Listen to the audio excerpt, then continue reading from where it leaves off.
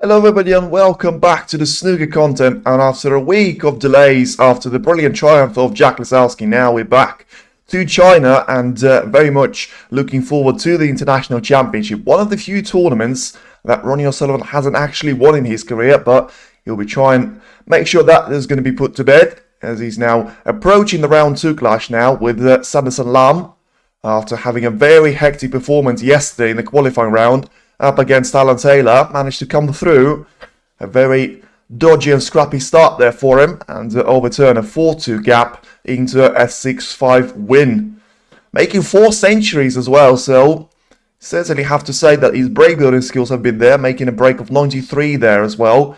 But ultimately, I think he struggled massively in terms of the safety battle with his opponent, and we have to see a step up if he wants to make it a lot lighter of a work now against Sanderson Lam, who's coming into this match as the world number 63 after whitewashing Amir Sarkosh in his qualifying round. Let's see if Rocket is going to be able to go through the gear. Alex B, chase for the stream. Absolutely no worries here. Looking forward to this, as I say. Very big shame there that, you know, it was a qualifying round that wasn't actually shown on the main TV there. But I suppose you can understand it with the likes of Selby, Godon, and Zington all being on the main TV. But we're ready to get started here. So it's going to be a break-off shot by Ronnie. So you'll be hoping to get a little bit better in terms of his break-offs. And just as I say that, he catches the blue pretty much full ball there. Not happy with himself, gives himself a little bit a slap on the hip. But ultimately, I think he'll be happy with the way he actually got away with this one. Don't think Lam will have anything to his name. So just push one more red in towards the back here. And to get the cue ball onto the top part of the table. I mean, he tried to roll the red in towards the left corner. He missed it by just enough margin there to make sure he didn't stay in the jaws of the pocket, and still nice little control of the cue ball. So Ronnie's having a look to see if he's going to have any plants available. But yeah, ultimately, I think from yesterday's, you have to take positives. Brilliant game in terms of his break building. Positional play, really good. Very few chances that he actually run himself out of position, especially in the later part of the game. But very serious negatives has to be the fact that his safety play has been dreadful. I mean, from what I've seen in the replay, it has to be somewhere around 50-60% there, which for the top 5 player of the world is something that, you know, he wouldn't really accept for an amateur player, let alone the professional that Ronnie certainly is. Getting the cue ball onto the bulk area very sort of rarely yesterday. This time, just as I say that, not too good of a safety as Sanderson Lam tries to respond with a better safety of his own. And, I mean, he's gone for the shot that either leaves O'Sullivan snookered on the red that he can try and go for into the left corner, or Ronnie can have a go at this red. Of course, Lompot hasn't been his strength yesterday, but he's going to be today. Brilliant start there from Ronnie, and ultimately, it's a switch up from what we've seen yesterday. You know, it was Alan Taylor dominating the Lompots, you know, producing around 10 of them in the opening 4 frames. And, of course, all of them came from those safety errors there, which were made by Ronnie quite frequently. Now gets the cue ball down the table here. So position still very much closed off here. And the first shot of the yellow is going to be very much a bad shot there from Ronnie, because not enough pace on the cue ball. He's got this red lined up in towards the right corner. So, I mean, the black is going to be able to be potted there into that corner, but has to make sure the red is in first. The red is going to be in. Nice little shot played. So Sullivan just taking a little care of the table itself, making sure there's not going to be any spots there earlier on. Of course, him cannoning into the blue on the break-off means that that colour is not going to be available, so has to go for the brown, and have some questions raised whether, you know, it was worth for him to play for the shot that he's actually gone for, because he's going to have himself pretty much in an awkward spot there for doing anything apart from playing a safety shot. So just 8 points scored and getting the cue ball onto the top part of the table. Very close towards the green. So as I say, it was always going to be mission impossible even for Ronnie to get that position into the one that is actually going to win him the frame, or at least get a substantial points advantage. But in the end, still think it's a positive that he didn't take a rush shot there, tried to go for the red that wasn't actually possible. And so this time it's Lam there, overruns the cue ball onto the lower part of the bulk line. So Sullivan now can have a shot at this red in towards the right corner if he finds a way for the white to travel into the safe zone. I mean, he's fluked it, and he's fluked it into the left corner instead. I don't really understand what shot he was playing there, because I think he's quite lucky there to make sure that the cue ball didn't catch the jaws, and it's actually gone perfectly on top part of the D here. So, you know, want to see the replay. Once again, I'm not sure what he was actually playing. I think he was just playing a safety shot. No real attempt there to do anything with the reds. But as he pots the blue now, he just solved 2 massive issues there for himself. First, he's got another colour now back on his spot and available for him, and B, he's got himself into a second chance. Remember, in the first frame against Alan Taylor, Taylor needed 4 chances to overcome the first frame, and it looks like O'Sullivan may need just the same amount, because just after he pots a nice little blue into the right middle, he misses a red in towards the left corner, which wasn't the one that you would expect him to miss, and as he has a nervous look at his cue, something that we've seen him do quite a lot of times yesterday during his encounter. So may have to ask Sonny Akani for some support there on this, because Sonny is not featuring in this tournament now, after not being qualified for the main draw. And it's now Sanderson Lam, which is looking to land his first spot here.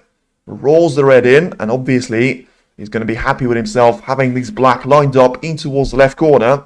So trailing only 13 points now, with still 115 on the table.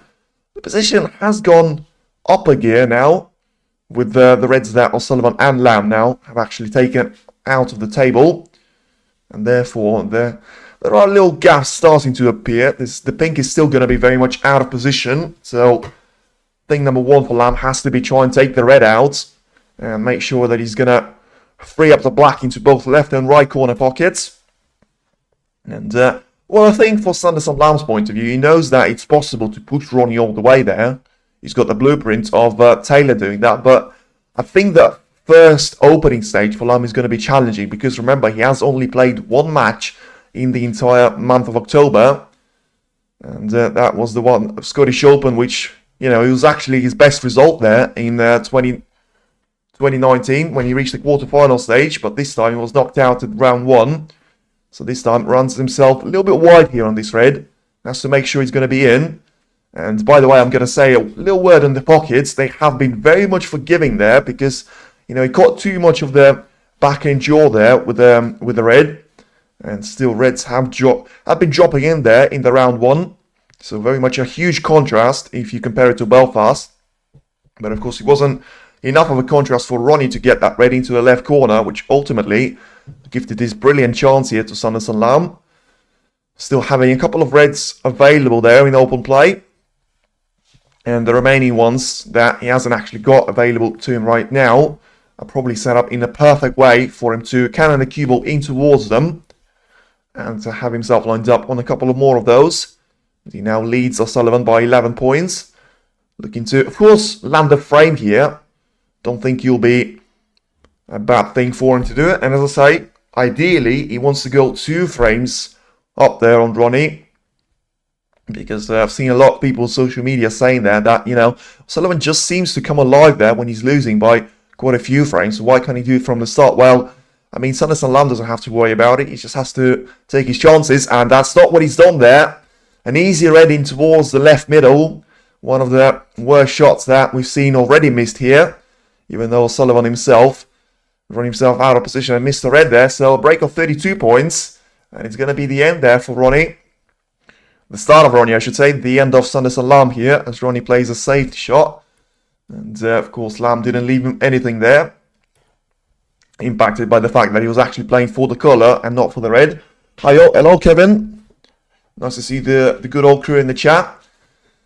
And, well, it's a decent start from Lam's point of view, because now, you know, he got away with the first error, with O'Sullivan only managing to have 8 points on the break. The second one, he was unlucky to set O'Sullivan up with a chance. So ultimately, probably was a fair fact that he only got 6 points out of the break, and Lam managed to respond with a break of 32 points. Ultimately leads now by 18 points to his name. Can miss a Ronnie match? Well, I mean, you can if it's not broadcasted like yesterday, but I mean, yeah, absolutely. Like, the thing about Ronnie is when he's playing, and the good thing about Ronnie, to be fair, is he's played 13 matches this season, and he's lost 3 of them.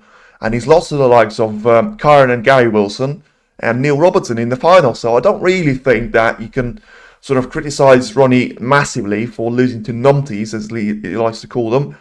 But as I say, you know, that 6-5, you take it into the decider, and it could always be a very different outcome there. Could have lost to one of the highest players on the tour. And of course, those losses, you know, for Ronnie fans, me included, that's what makes Ronnie just doubt himself and ultimately feel like, I mean, does it worth playing here. He's got, of course, Snooker 900 now, very much invested in that project. He's got all the exhibition matches that he was actually playing against Zhao Xington in Macau just a couple of days prior to this start of the International Championship. And I think it's going to be 4 points given away here to Ronnie because it's a foul shot there from Lam. As he's trying to cannon the cue ball as close to the red as possible. Ultimately misses it, but I mean, he was playing in the way so he would roll the cue ball in towards the right corner pocket and basically just try and catch the red as with a little contact as possible. Referee will re-establish the position now. Sullivan clearly thinking that it's not going to be worth there for him. And attempt number 2 coming up, of course, has to make sure that hits it this time around to avoid the little problem that O'Sullivan has to face himself, the 3 miss rule, and he's going to apply to Lam now because, he's missed it by more margin now, and I think Ronnie will consider actually taking the red in towards the left corner if there's one available. Not Ronnie's match, Rocky's the best. Let's see now, has he got a chance to take the red in towards the left corner? Yes, he can, and yes, he does have a chance. Now, is he going to be on the collar? Horrible cannon on the blue, and the only way for him is to go through a yellow. Once again, don't really like the fact that he's gone down to hit a shot straight away. Cannot see too much of easy reds there for him. Too many of those. I mean, he's tried to cannon the cue ball the long way around, and it's a decent effort there. Doesn't want to have an angle though, and therefore, yeah, I think it does have an angle. So what he has to do, the pink is out of position. The black is covered up there by the pink in towards the right corner. The blue is out of position as well. So, I mean, realistically, he probably want to cannon the cue ball in towards the red there and get himself a path to try and pot the pink in towards the right corner. But has to play with power and therefore give himself A, an awkward angle, and B, very little margin for error. I think he's played this one alright, to be fair. Having a little look to see what the next red is. So clearly not too worried about the pink. And rolls the pink in nicely. So how's the cue ball position?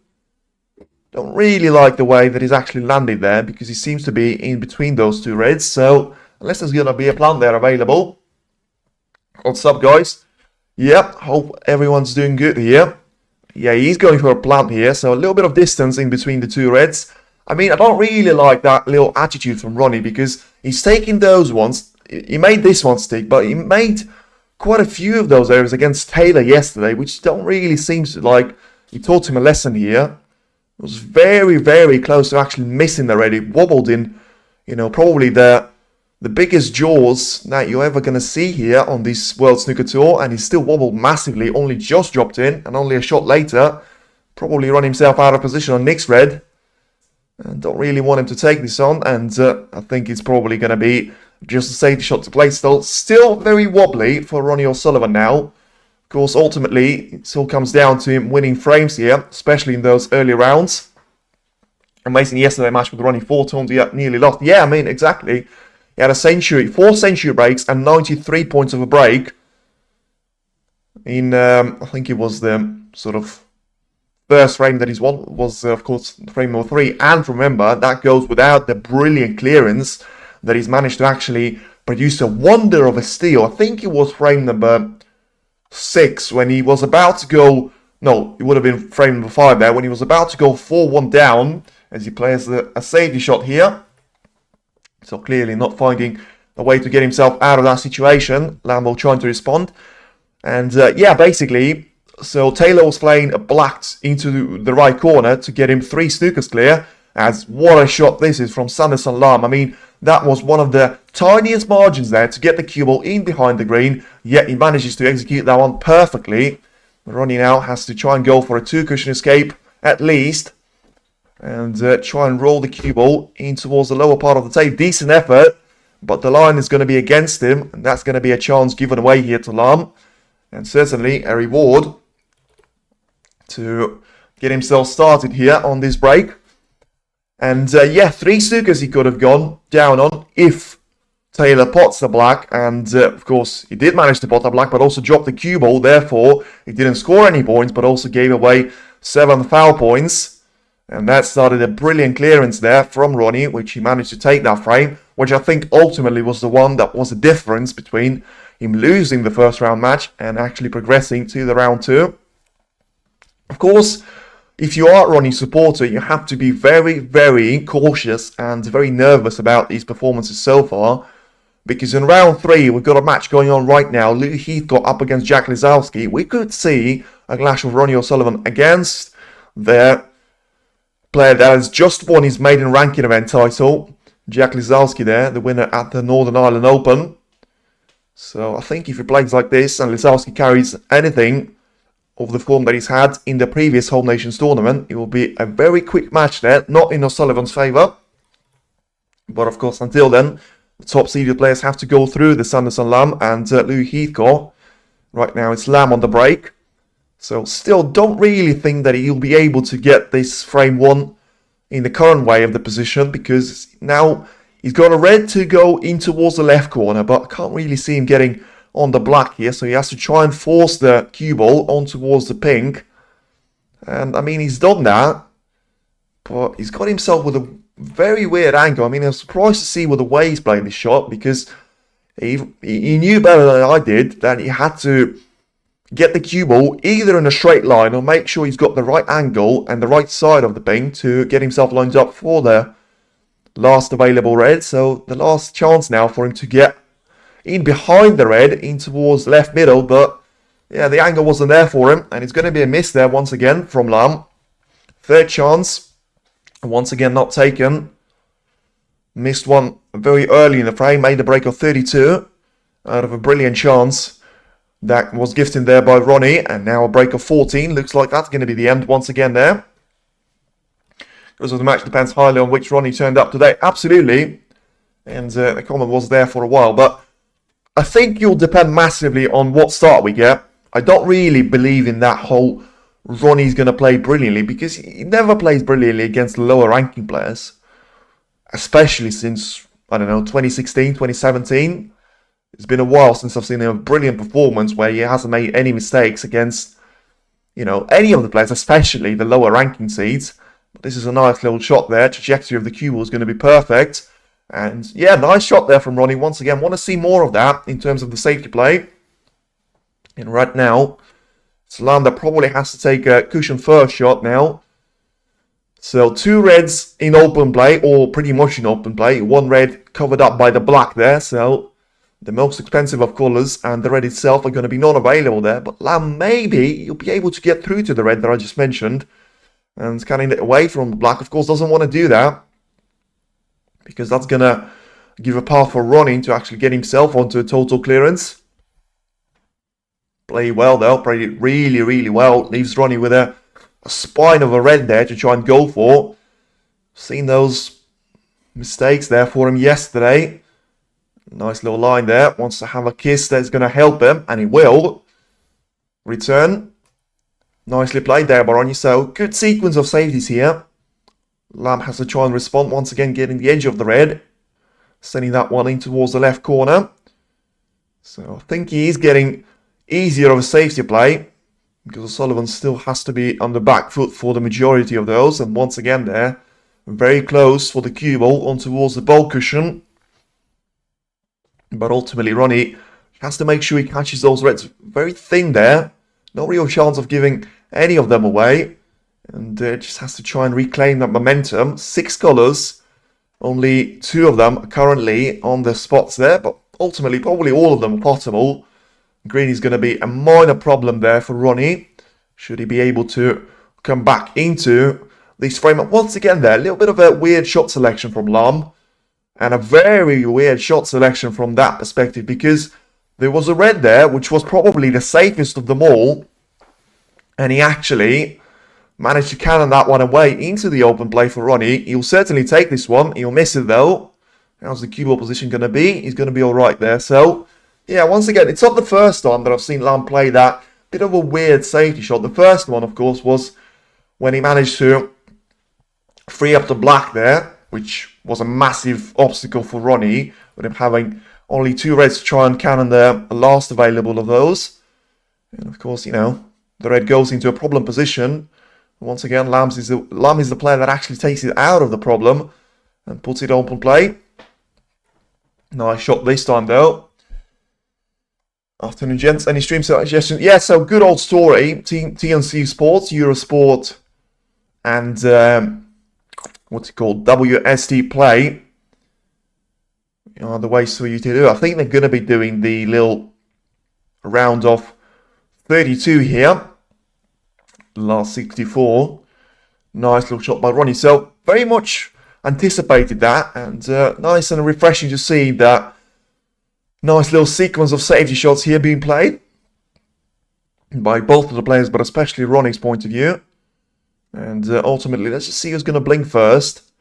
And for now, it's looked like it's going to be a minor blink by Sanderson Lam, because he's going to leave a red now in towards the left corner. So let's see if Ronnie will be sort of tempted to take it. He wasn't, which is going to be a nice little invitation there to get the cue ball in behind the yellow. Ooh, gets a little bit of a lucky kiss. But I think, I say it's a lucky kiss. The red that Ronnie has played into the open area, it's going to be available now for Lam. Just want to see the better camera view to actually realise how much of the red he can actually see there, because this is possible. Cue ball control is going to be limited though. And it looks like it's not going to be limited enough there. But once again, even though he gets a brilliant long pot in, the way he cannoned the cue ball into the red, I think it's just going to be a little bit of an issue for him to find the next positional shot on the red. Of course, Lam will need all three of those reds. He managed to get the first one. Still has to take the remaining two here. And, ooh, he missed the black there. That was a mistake there. I'm not too sure what he was actually playing for. Maybe a little double attempt. But, of course, that is going to be given away here to Ronnie. If he decides to take the double on, of course, the black is going to be waiting for him in the pocket. And he takes the double on. A brilliant double, but I said the black is going to be waiting there for him in the pocket. Can he get through to this black now? Along the cushion. Ooh, once again there, going to be a bit squeaky bum time for him, especially in the next red. I mean, he gets the black in, which is fair play. But it's a difficult red now to roll along the cushion. He's had one of those yesterday. He seemed to make majority of them.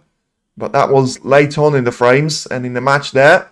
He's going to miss this one, but ultimately, he's not going to leave it away there. So, still all to play for with the last available red. If Ronnie wins today, we've got, like, as I say, we've got Lou Heathcote and Jack Lisowski playing up against each other right now. So, the winner of that pair. He's got a nice little draw there to the quarterfinal. I think Lisowski's going to be the biggest threat for him. And, of course, as I say, I think me and him are both very much fans of these long formats in matches, because I never really seem to witness O'Sullivan lose best of 11 matches to lower ranking players, because you don't really get those, majority of them. I mean, realistically, you're only going to see them in the Triple Crown events like Masters, like sort of Champion of Champions. The UK Championship was the one I'm thinking about. And once again there, that's a shot I was sort of afraid by Ronnie. And lucky kiss there once again. I mean, he's had a couple of mistakes already, but he just seems to get away with the majority of them. Lam probably can say the same about him there, but horrible catch in the red. Pretty much travelling ahead of the cue ball on towards the bulk area. I mean, this red can be potted, but Lam is only 4 points clear, which means he's going to need both yellow, green and brown. Yellow and green are currently positioned on towards the ball cushion, quite far away from the pockets. So let's see if he takes this one on there. I'll be surprised if he makes it. And him actually, not if he makes the red in, but if he makes it clearance from here, which is actually going to get him the frame. But he got the first step. He managed to roll the red in towards the yellow pocket, so 5 points. Surely he'll need at least a transition onto the brown. I mean, the blue is going to be waiting for him, so it's all about the next 4 shots there for him. So getting the cue ball into the brown here. Seen those miss previously, not this time around. And the first part of the task is completed there by Lam. So he's now, 9 points clear. So 11 with the yellow. 40, yeah, so he still needs the brown. And unless he takes that one into the middle, I just can't really see him generating so much power on the cue ball. I mean, that's one way to do it. Cannon the cue ball into the green. What a way and what a confidence boost that is for him. I mean, to have this sort of belief in yourself that you can play the yellow along the cushion with such power, cannon the cue ball with a lot of backspin, compromising yourself on the pot there and still land up perfectly on the green with all the angle in the world that you need for the brown. And all of a sudden, this is going to be the opening frame now to Lam. It's just going to be the very similar sort of start there to the one that Sullivan has had against Taylor. Marginally underrun there for the brown, but still on top of the bulk line. I mean, still underneath the bulk line, so still the right angle. With the brown, so 14 points clear. He needs the brown and the blue, but as I say, with the way the blue is positioned, it's not going to be an issue for him. So just roll the brown in towards the yellow pocket with just as little power as you can. And have yourself lined up on the blue. In towards the yellow pocket here. Have a rest shot, and once again, just roll this one in. No need to play for the pink. Take everything and put everything into the pot here. I mean, he's played it with power. I don't know why on earth you would play the shot with power, but he's missed it. And O'Sullivan, I think, in tie for this one. Don't know why it says 14 points left there. There we go. That's better. Yeah, so he's 18 points clear. I don't know why that says 14 points. Anyway, we'll sort that now. Yeah, I don't know why on earth you would go for that shot with so much power when you still need the blue. I mean, you guaranteed yourself a respot. But, what was he doing there? If you're going to leave the blue over the pocket and you don't trust yourself to make that shot, just don't take it. There's no point playing that one with power. Clearly trying to play for the pink, which you didn't even need there. So this could be a massive steal there for O'Sullivan early on. Of course, he needs those 3 colours and the respot. But ultimately, I think this frame should have been over a couple of times now. And Sanderson Lam was the player that actually wasted all of his chances. You know, Ronnie had 1 or 2 earlier on, but he had to deal with a very difficult position. In the end, Lam had all the tools there to himself, and now still going to be engaged in at least one more safety battle. The pink and the black are both positioned on their spots here, so it all comes down to having blue potted and, trying for O'Sullivan, of course, trying to get position on the pink, but that's not the way to play a safety shot. Leaves the blue available in towards the yellow pocket, and ultimately, I think Lam has to realise that he has to take the shot on. He has a backup option of the respot black there if he goes horribly wrong there for him. But try and get some power on the cue ball this time around, with of course it being the long shot. See if he's going to make it. He's going to miss it by a mile, and the blue's going to come very close towards the middle.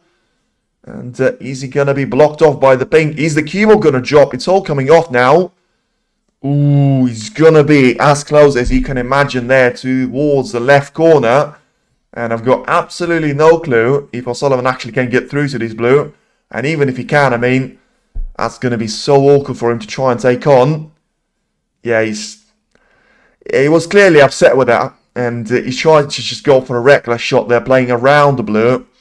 I mean, I call it reckless. Lam actually acknowledges as it was a good shot because he managed to get the blue safe. But as I say, I think that was a massive slice of luck there from Lam.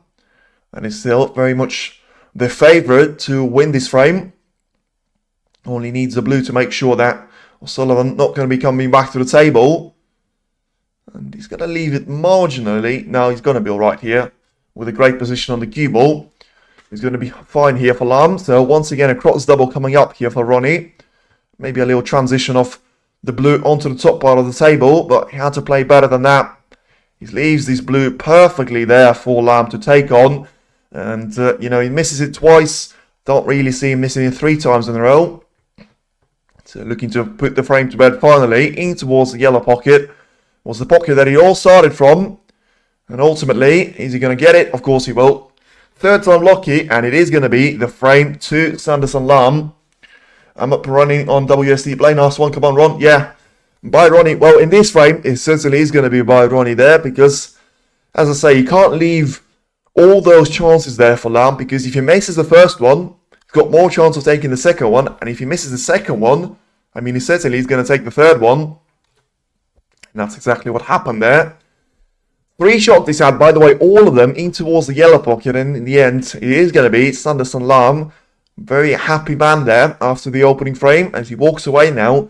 And RonnieOSullivan now is going to be trailing Sanderson Lam by 1 frame to 0. By the way, I have no idea who on earth thought it's going to be a nice little idea to put Sanderson Lam as the main player here, because he's actually the one in the first one. He's usually the one on the left now, and Ronnie's on the right, which, you know, I've gone against that because I just can't understand why the world number 5 has to be the sort of underdog position in the first round there of the main draw. I mean, I can understand if it's going to be Lisowski, you know, the winner of the Northern Ireland Open, and at least make that happen in sort of round of sort of last 32 there, but don't make it against Sanderson Lam. And when you talk about RonnieOSullivan, it's just such a weird way of placing him in that draw. But ultimately, it is going to be the same situation that he found himself against Alan Taylor yesterday. He had those chances in the first frame, he had those chances in the second frame. Ultimately, didn't manage to take any of those. And still has got 6 frames ahead of him now. Like a lamb to the slaughter. Well, I mean, that would have been the plan there for Ronnie. I think he wants this match to end as soon as possible there from his point of view. And I don't think we're going to be there because it took us 30 minutes to get through the opening frame. Only God knows how much longer we'll be here for. But of course, if we're going to be here for a long time, at least make us see a brilliant snooker play. And especially, no disrespect to Lam there, but to RonnieOSullivan now, we want to see a bit more of century play. We want to be more precise with the safety shots, and we want to see some, you know, brilliant breakbeat skills as well from Ronnie. Lam, of course, will have to just be quiet and go on about his business. Still, of course, yet to lose a frame in this international championship of this season, with Sullivan losing 6 of those in the sort of round and a half now. And it's Lam's turn to go for a break-off shot. Does it from the right-hand side of the table. Has to try and avoid the mistake that O'Sullivan made in the previous frame.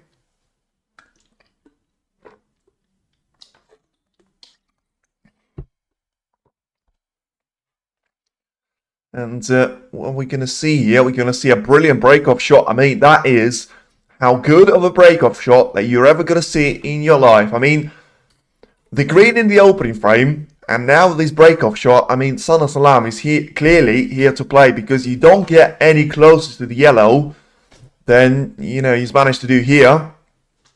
Ronnie has to make sure that if he tries to roll up to the bunch, he's going to have to do it from the left-hand side of the table, which I'm not actually sure if it's actually possible there for him. So maybe a nice little 4-cushion escape. 3 cushions on towards the bulk line. Misses the green, and it's a perfect little shot into the left middle pocket there. He was trying to pot the cue ball. It would have been nice for the exhibition stuff, but not here, because that's going to be a red given away to Sanderson Lam that I think he'll certainly take on. A little bit of a long distance shot, but still is the one that you have to take on as a professional snooker player. Thank you for covering. Yeah, as I say, when it's Ronnie's playing, you have to be there to watch it, but you know, when you're here to watch it, you always hope that you're just going to be in that mood of destroying everyone. It doesn't seem to be the case just yet. Of course, he was a little bit of a slow burner yesterday as well. And in the end, it was Ronnie who was able to overcome all of those struggles.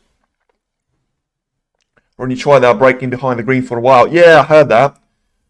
What is your accent? I can't place it at all. Yeah, it is the one that you'll never be able to guess that, because it comes from Eastern Europe. And it's a brilliant shot there from Ronnie, and it is the Ukrainian one. So I had a few people tell me that I've got a little bit of a German, which, you know, I can understand with it being a bit rough there. But ultimately, you know, there was a chance there for Sanderson Lam earlier on in the frame. Right now he's got a similar sort of red to try and place in towards the right corner. And ultimately refusing that one, so I'm not going to go for the one twice in a row here. But I mean, I say he's not going to go for it twice in a row. He leaves the same red for Ronnie. I don't think there's going to be a guarantee that he actually ain't going to go for the red himself. He's got a couple of those available. The black is freed up, so this could be a nice little chance there. All about the long pot now. Takes it. How's the cue ball position? It's going to be nice. It's going to be perfect. Just about onto the top part of the blue. One of the shots of the match by far here, with it being such a straight position there, and you can see just how much queuing he had to do, putting all the right hand spin on the cue ball, and now gets himself into a nice little early chance against Sanderson Lam. He's only 2 points clear now, but he'll try and make sure that that number is going to improve drastically. Still not being too happy with the tip of his cue. Every single time he takes a shot there, he just seems to be having that nervous look and doing a little maintenance work on it, just making sure there's not going to be any bit stuck to it. Right now he needs all of his cue power to try and come away with this challenge and actually dominate the play here against Lam. He's got 3 more reds pretty much in the way of each other there, so I'm not sure if he can take those out one by one. He can take one of them in towards the left corner, which is the one he's going to go for right now, but may have to counter the cue ball in towards the main bunch of reds. Okay, yes, would have never guessed, and been to you great. Yeah, well, there you go. And that nice little shot there, if he gets the black in. Ooh. I thought he was going to drop, but he didn't. Weird that. Well, to be fair, I don't really think... Let's have a look at the replay. Yeah, to be fair, he has undercut it, to be fair. Yeah, he shouldn't get that close to the jaw. And it's going to be a chance given away to Lam once again here. And, of course, he'll take it as a free opportunity to send the cue ball in towards the reds there. Clever shot there for him. Understanding that is going to be available there for him, with the black being over the corner pocket. And now it's another chance now for Lam, given away by Ronnie. Are you watching on the WSD? You're about 10 seconds ahead of me.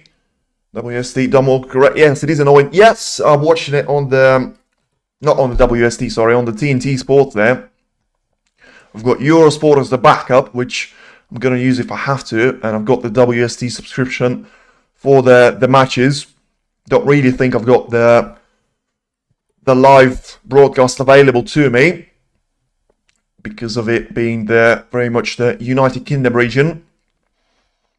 So yeah, it's a brilliant chance by Sanderson Lam, and once again there you just have to ask Ronnie the question of, it probably was the right shot for him to play, but it wasn't the right miss to play, and ultimately the position that has been improved drastically there by Lam is going to be now very much within his grasp. Ronnie could face another setback here in his pursuit of winning the second round. These days, Ronnie has probably passed his time when he can just score wherever he faces, but still a top 5 player. His age is truly impressive. Yes, true, but I still think on each day, and I know those days, come very much as a holiday, but there are days that you will whitewash anyone.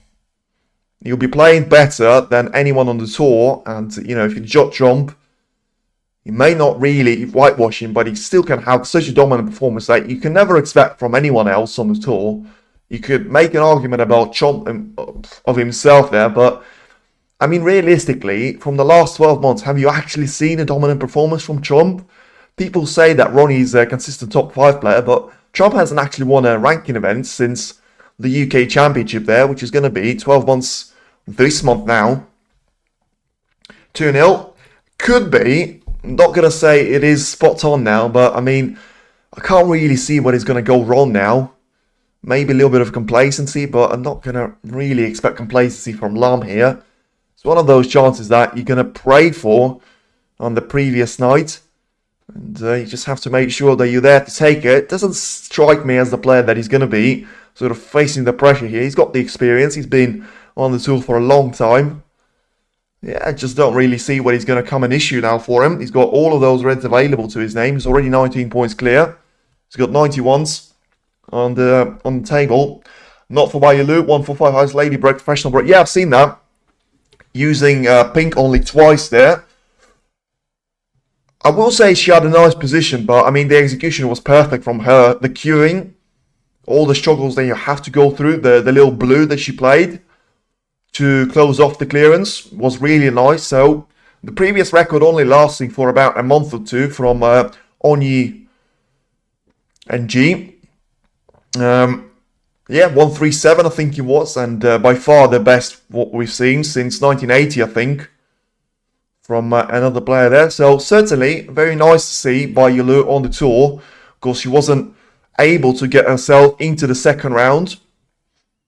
of the home event in the International Championship.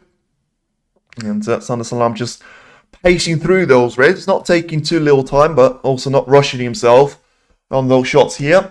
Bayulu will eclipse every record of Ronnie. Well, I wouldn't go that far. Don't think this is going to be any player that is guaranteed to eclipse every record of Ronnie, but surprised to see that short selection from Lam, and he has to see the luck go his way. Not sure he has. Don't know why he's had to play that shot. It looked like he wasn't under full control there. He certainly had the red available in towards the left middle. He decided to play the cue ball in towards the main bunch of reds, clearly feeling like he's going to have himself something to choose from. And does he go for the green now? Probably has to. Can't allow to let Ronnie back in this position. He'll hammer the green home brilliantly though. Where's the cue ball going to finish? Bit awkward. Yeah, a bit awkward there because the rest shot ain't going to be nice there. Has to go over the blue. So let's see if he's going to be compromised by that. Yeah, he is. This is not ideal now. He's playing the shot nicely, but he still has to get the red in. And he will. Nice little recovery shot there. Very nice there from Lam. Something that, you know, you can praise Taylor all you want there, but he wasn't this clinical. Those are the shots that actually seen him miss those. And just like it was yesterday, looks like it's another 2-0 gap for O'Sullivan to try and overcome. And as I said previously, I mean, Lizowski against O'Sullivan is only going to happen if both of them are going to win their round 2 matches. And it doesn't look like it's going to be straightforward here for Ronnie. Seems to have settled with this new cue. I mean, wouldn't really say that if he's losing 7 frames out of sort of 13 that he's played to the likes of Sanderson Lam and Alan Taylor. No disrespect to them, by the way, but not necessarily the likes of Judd Trump, Neil Robertson and Karen Wilson. Other players that he's lost out on the previous occasion. And of course, it actually makes him dominate this frame now. The break of 65 points and counting. The best that we've seen of Ronnie is the break of 16 points in the opening frame. And now we're going to see a nice little century break here. Any shot can go wrong now. Well, he could, but I don't think it is going to be in this frame because it's certainly done and dusted for Sanderson Lam's point of view. Yeah, Bayulu is really good and she's still really young. Won't be surprised if she becomes a top 32 player in the tour. Yeah, she is at 22 though, so she's got time for development. Ultimately, I think it's still important for the player like her not to be overhyped just yet. I think we've seen glimpses. I think she certainly can be very much what we expected, sort of the likes of, just trying to think, Si Xiaowei to be, Aaron Hill. I mean, Zach Tuity. I mean, I know he's not young there and a bit off topic, but I mean, what a performance, by the way, against Sao Garon there. A brilliant 6-1 win earlier today. And Sao, by the way, I mean, how many mistakes was he making in the first round matches against Mohamed Al-Aridi and Zach Tuity now? Lam seems to be enjoying every single second of it now. And, I mean, we're talking about the century for RonnieOSullivan. He's only 3 shots away from making a century of his own here. Certainly looks a bit more comfortable. Obviously not perfect. Come on, Hill. Yeah, we'll see. I think he's got a walkover over Ali Carter, which, of course, is withdrawn from Northern Ireland Open for personal reasons. And therefore, doesn't look like he's going to feature. Well, of course, he's not going to feature now in the International Championship. And Aaron Hill receives a walkover in towards the round 3. I think it is the round 3. Maybe it's round 2 there, to be fair. And in terms of the high-seeded players, we've had a couple of scares there. And I've done my maths a little bit wrong. So it is a blue here for the century break. But still, as he lands himself perfectly on the colour, it looks like it is going to be a century break here. And what a player to come from. It is going to be Sanderson Lam, very much on top of RonnieOSullivan. I mean, the crowd's clearly letting him know that, you know, he's not necessarily going to be their fan favourite. With Ronnie getting pretty much just as much of support there as the likes of Ding Jiaowei and Zhao Xingtong actually get here in China. Obviously, one is the first world champion and the other is very much the legend and the idol of the majority of these young players. In the end, it is going to be a wonderful break of 116 points. Clinical there by Lam. Not so clinical by Ronnie though. He has to make sure he is going to be clinical and more clinical than that in the third frame. See Ronnie pulled out of champion. You know what, Kevin? I think I'm going to surprise you He hasn't pulled out. He just wasn't included in there. I don't know how on earth you can have Champion of Champions without the best player of all time, but he just wasn't included in there. And I'm pretty sure, because I've checked out information on a few sites there, because they decided to take Jack Lisowski and Alfie Burton into the 2 remaining spots. Because obviously the way Champion of Champion works, it's not quite like the Masters. You have to be winning tournaments there. But in the end, yeah, he was given a wild card? Yeah, I was going to say there's going to be 2 wild cards there, so maybe you know a bit more than me, but I knew there was going to be a couple of wild cards, but I mean, why would you not give it to O'Sullivan? I mean, if he rejected that one, it's a bit different, but I just can't really see O'Sullivan rejecting Champion of Champions. I mean, it was probably one of the tournaments that he said he was going to take more seriously than any other one. Of course, he lost out to runner-up earlier on there with Sal Godon. You refused and the World Senior Champion given it. Yeah, Alfie Burton, I've seen that. Okay, fair play. I haven't actually seen any statement that he's refused it, but fair play, I'll trust you on that one. Yeah, so Alfie Burton and Jack Lisowski are going to join the likes of Stephen Maguire, Bai Lu, Mark Selby, Neil Robertson, Sean Murphy, Judd Trump, Karen Wilson. Let me know if I missed any of them. Zhao Xington, of course, the world champion. And Judd Trump, I'm not sure if I mentioned his name already. And yeah, so we're going to have John Higgins, Mark Williams, the defending champion. I mean, how can you forget Williams with him being defending champ? Watching from Pennsylvania, Greg Kovlich. I'm rooting for Lisowski, but I think he's going to win. Yes, Pennsylvania, very much the neighbour in terms of the country of mine. Shout out to the Pennsylvania there, Kelly Allen.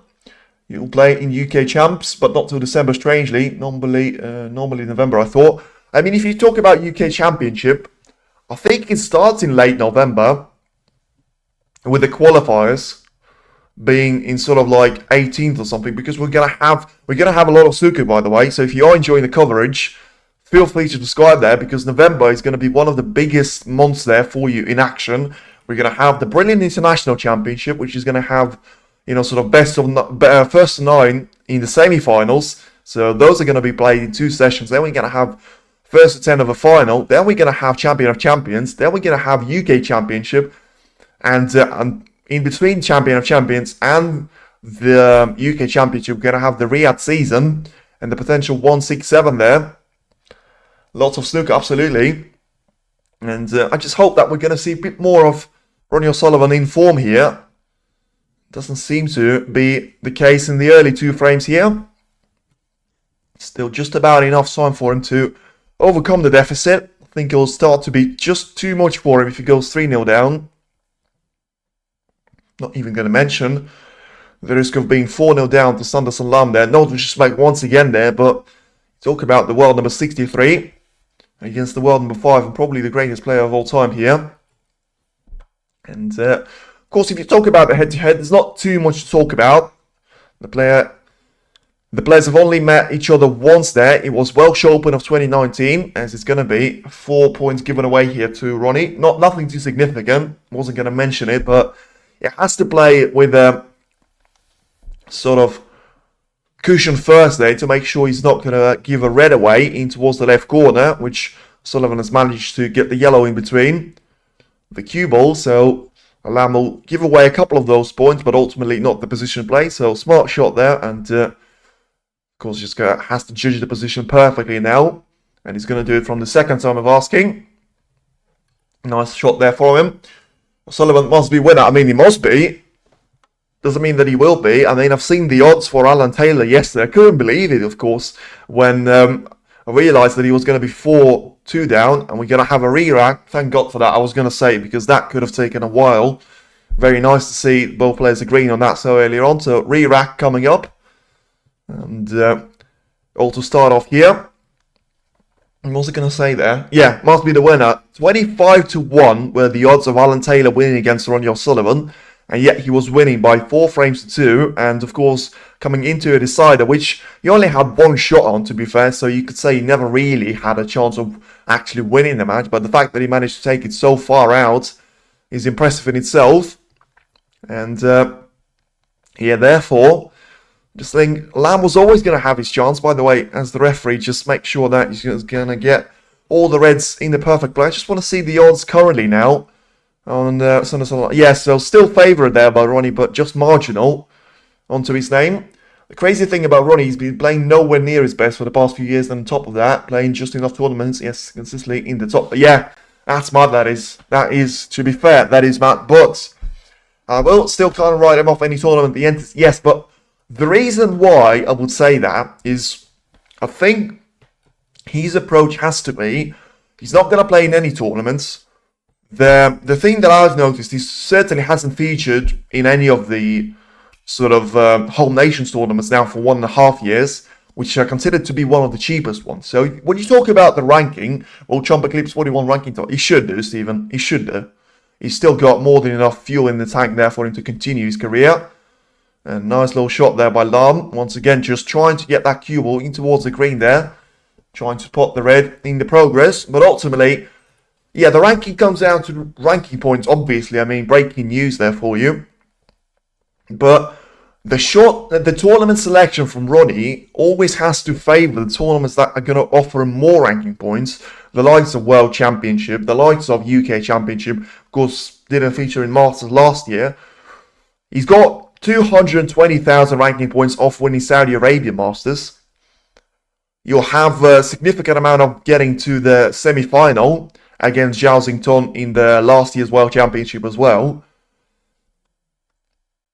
And, I mean, I'm trying to think. He obviously didn't get in the UK Championship far at all. He wasn't featuring in the Masters. Yeah, I mean, I don't really understand where 900,000 points coming from there for him. I mean, he was playing decent in China last year. He got to the semi-final of the Xi'an Grand Prix, but that's only going to get you like 70,000 ranking points. So not too much there. Once again, bit of a shaky start to the third frame after the re-rag. Both players not getting the most of the safety play. So many these days. Might. Yeah, he's got, I just think, what is he now? Looking for his 31st one. Realistically, it's going to come down to the fact of how much more matches Ronnie going to play himself. Not matches, but tournaments. And how many is he actually going to win there? Because as far as I'm aware, he hasn't actually won any in the last year. I mean, tell me if I'm wrong. Don't think he's won any last year. So, you know, Chomp only won 2 to himself, but I mean, Chomp was featuring him in the majority of them, and China must pay him well. Exhibition matches is what's going to pay him well there, because you're not realistically, the reason why he likes to come to China, I think, is going to be not for the money point of view. Of course, if you compare the prize money to the Whole Nation Series, you're going to get more than that in the playing China Grand Prix, International Championship, the likes of World Open, World Grand Prix, which are all hosted in China. But ultimately, I just think it's going to be sponsorship, of course. But I think his contract with Riyadh Season is going to be eclipsing all of that. And Saudi Arabia. And I think it's, to be fair, I think it's just for the fans, for the hospitality, and that marginal sort of gain on the usual Whole Nations payments that you would usually get. Of course, it's compromised by the fact that he's playing exhibitions there. You know, as I say, if he was, I don't know, a Scottish Open right now, I don't think he would be here, because he would have been in Macau playing Zhao Xington there for the sort of massive prize money, you would think. So, you'd have to ask him that question, but I certainly think he's got that mix of course, he wants to compete and he wants to be the best. And this is a nice little trajectory line. Never mind, cancel that. Still just about an ordinary shot there for him. Still don't seem to get too far in this frame now, with Lam having a couple of errors of himself earlier there, but not giving any of those reds available there to Ronnie. Ron's got Academy in China. Yeah, I'm sure. I mean, I'm pretty sure he's got more than one there. I know he's got one in Saudi. I know he's got one in China at least. Not sure he's got one in the UK though, but with him being from England himself, I think he'll be surprising if he actually doesn't have an academy there. And he's going to have a chance away to Sanderson Lam, unless the cue ball is going to go in behind the green, which he won't. I mean, that is a nightmare of a position for him to be faced with for Lam, because, I mean, where on earth are you going to find the gap to travel the cue ball on towards the bulk area? I mean, the red is basically in the pocket, so you don't have to worry about that one too much. It's a lot more difficult to actually miss this one, so all about the cue ball. Play that with pace. but not enough base for me. Going to be snookered on 5 colours, so just the black as you can actually see here. Not going to be able to play a safety shot from. I'm surprised that he didn't rattle that one in and trying to hammer the cue ball past all those reds. As I say, it was impossible for the professional to miss that red on towards the right corner. He clearly thought, well, something hit and hope. Basically, yeah, you know what, he basically was hit and hope, but he didn't really hit it with hit and hope perspective. And obviously he can't go for the black now because he's going to have the cue ball in amongst the reds, so has to sacrifice a couple of points maybe and roll the cue ball in behind the green. Play that one with just about enough power. Missed the green by a very slim margin, but ultimately I think Ronnie will take the red in towards the right corner, similar to the one that Lam took, but ultimately it's a lot harder for him to cut that one in and still not guarantee on the cue ball's point of view. So instead going to play a safety from a lot of right hand spin, but I say a lot, the cue ball's going to be heading towards the pocket. I think it's going to catch the jaw though. Ooh, that is nasty. That is nasty, that. He's jawed him there. I think he has jawed him. The reaction from Lam probably confirms that. That is nasty. That is nasty, that from him, because of the way the reds are spread out. This could be costly there for him. Because from the left-hand side, I mean, technically he could try and roll up to the reds, but there's just going to be such a little margin there for him. I mean, it probably is a payback from the opening frame when he left the blue over the right middle, but ultimately, luckily, got the cue ball in behind the pink. Let's see if he's going to be able to get out of this position quite quickly. And I don't think he will. I think he's going to have a red available there to Ronnie. Let's see if he is. But decent effort there, of course. Jawbreaker. It is. And it all comes down to the camera work is dreadful, by the way. Showing where the cue ball is. Showing where the reds are. Clearly, not in the position for O'Sullivan to take those on. And once again there, something that, well, I mean, yeah, probably not enough of the angle for him to accelerate the cue ball onto the top part of the area. But nice little recovery shot there from Ronnie, getting the cue ball in behind the brown. So probably attempt number 2 coming up. But ultimately, this time, the angle is going to be probably worse there from Lam. Going to be a bit more convenient there for him to place the cue onto the table. But as I say, once again, the 16 points of a break as the highest break for RonnieOSullivan is just not good enough for you. The sort of half an hour per frame so far, with us still being nowhere near finding an outcome for this one, doesn't seem to. I just don't think it's going to be playing to O'Sullivan's favour there, and he has to be getting those chances of a break as soon as possible. But ultimately, just try and convert them finally. Nice little shot by Lam once again there. Ronnie will have a look to see if any of those reds are actually available to take on in towards the right middle. But, you know, he's looking with the side eye there, so probably not expecting one to have.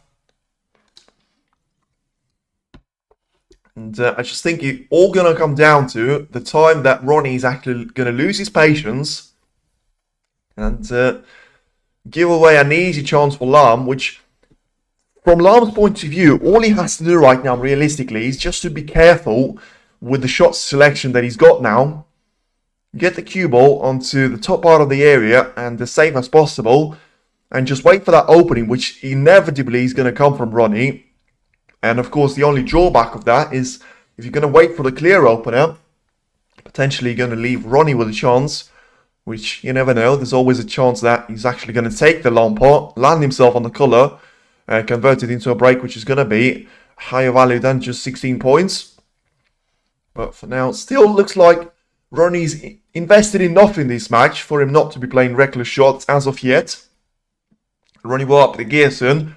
I'm here for it, as I say. I'll be one of the happiest people of the snooker fan base if he does go through the gears. And as I say, still quite far away from that.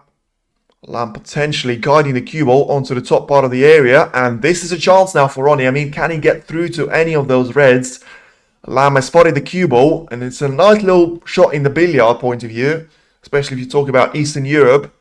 But ultimately, it is going to be 4 points given away to Ronnie. Can he get through to any of those reds to try and pop them? And if he can, where's the cue ball going to finish? He's gone for the red and he's got it. So Kevin maybe had a little bit of a crystal ball there. Is he going to be on the colour though? He is, but he's going to be right in between all three of the ball colours here. Just too far down the bulk area for yellow. Not too close to the brown. And a weird angle on the green as well. So takes a brown. Difficult there for him. Makes it in. Cue ball's going to be pacey though. He's lost it. He's lost it. Yeah, I just don't think it was the right shot once again there for him to play. And the annoying thing is, he's probably done everything right on the previous occasion, but I just don't know where all that power came from. And therefore, he has to try and compromise himself by going for the shot in towards the green pocket. Is he going to make it? Yes, he will. So, you know, it's always nice when you've got that power to try and actually recover from a very difficult position. Ultimately, with the way the reds are spread out, any point is going to matter there to him. And once again, they're going for all the top shot selections, but in the end, making all of them for now. Takes the blue very nicely in towards the left corner. Lands himself on the red. To take on in towards the right corner there.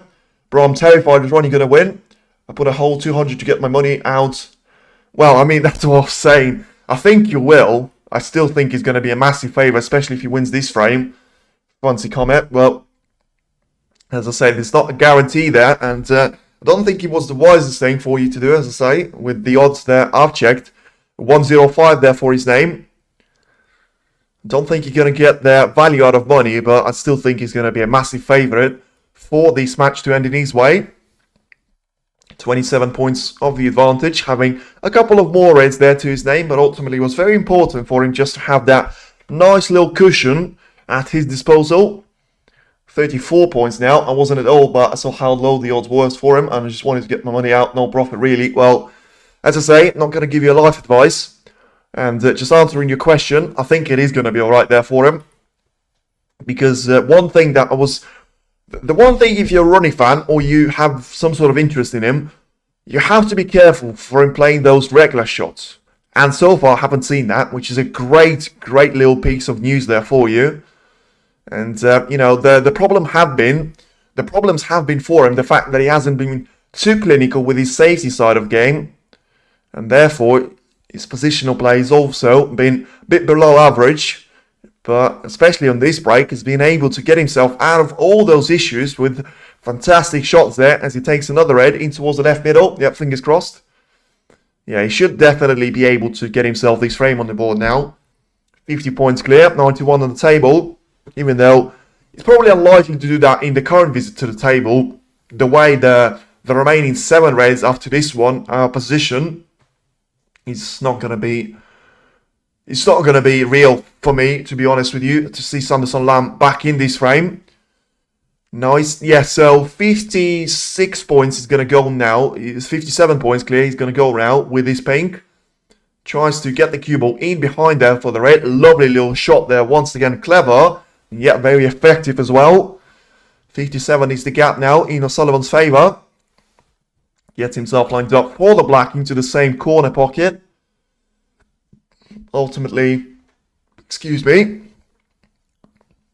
he's going to have this black there, which is going to put him 65 points clear. So he needs the black, the red and the colour to make sure that Sanderson Lam is not going to be able to come back to the table with a real chance of stealing this frame. And so far, we are going perfectly with the script on what we've seen yesterday.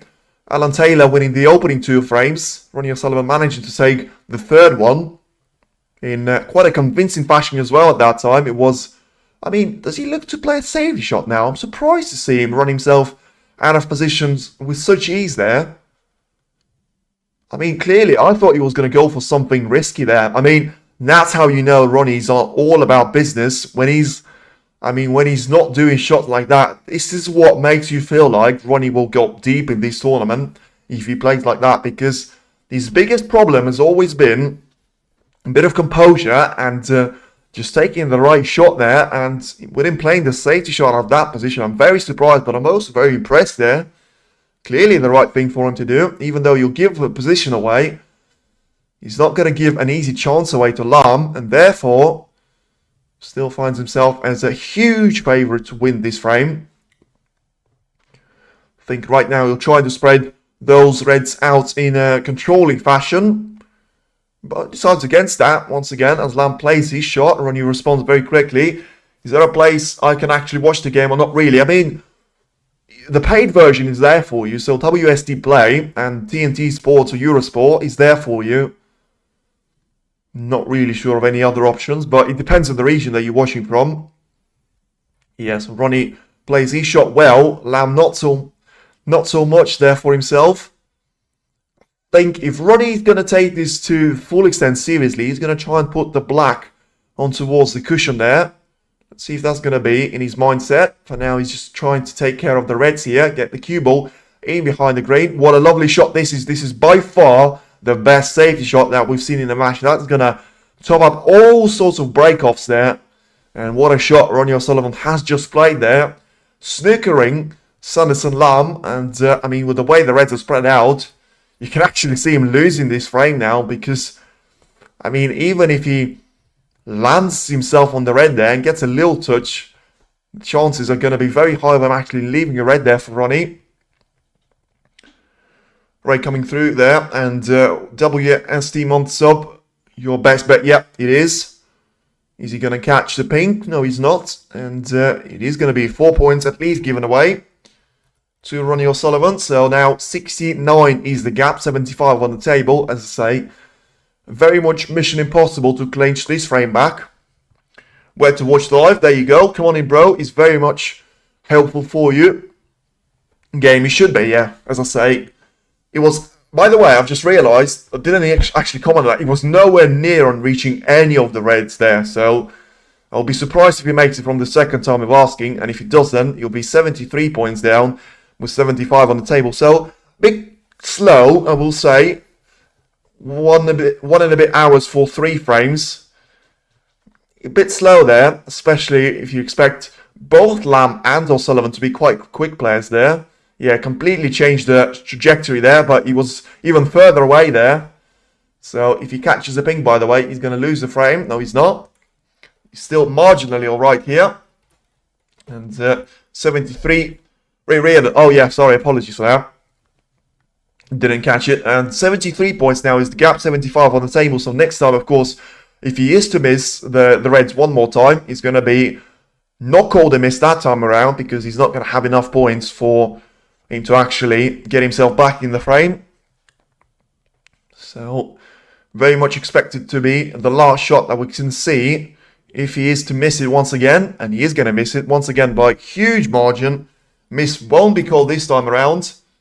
And, yeah, 77 points is the gap there for him. Not sure if Ronnie's just going to try and go for the red along the cushion. Because surely if he drops this one in, it's going to be a frame conceded. I mean, not drop it in, rattle that one in. But anyway, it is going to be framed to RonnieOSullivan. Lam playing like he's on Valium there. Well, let's see if... he's going to, well, I mean, you can criticize him all you want, but he has managed to win 2 frames against Ronnie here as he gets a brilliant thinking towards the left middle. So a little bit of table time there for himself. Nice little red as well. So the break that he can get to around 60 points here potentially. And of course 93 points is the total tally on this frame. Nope, that's not going to happen as he tried to rattle one more red in towards the left corner. Missed that one in. But at least we got to somewhat quick resolution of this frame. Of course, had a re-rack previously, but in the end, it is a very important frame for RonnieOSullivan's point of view because it's a very huge difference. Well, it's a lot of this difference there for you to go 3-0 down or be 1-2 down right now. Now, until we hit the intermission, he needs to make sure he gets himself another frame to try and finally dictate the run of play and not find himself on the receiving end of things here. It is RonnieOSullivan 1, Sanderson Lam 2. All to play for is hopefully it will be able to get through the gears now. As I mean, Kevin called it absolutely perfectly there because I mean he called it just as RonnieOSullivan was about to get himself on the break. Jack Lisowski, by the way, nice little performance for him so far, winning 3 frames against Lou Heathcote. Now leads by 3 frames to 1.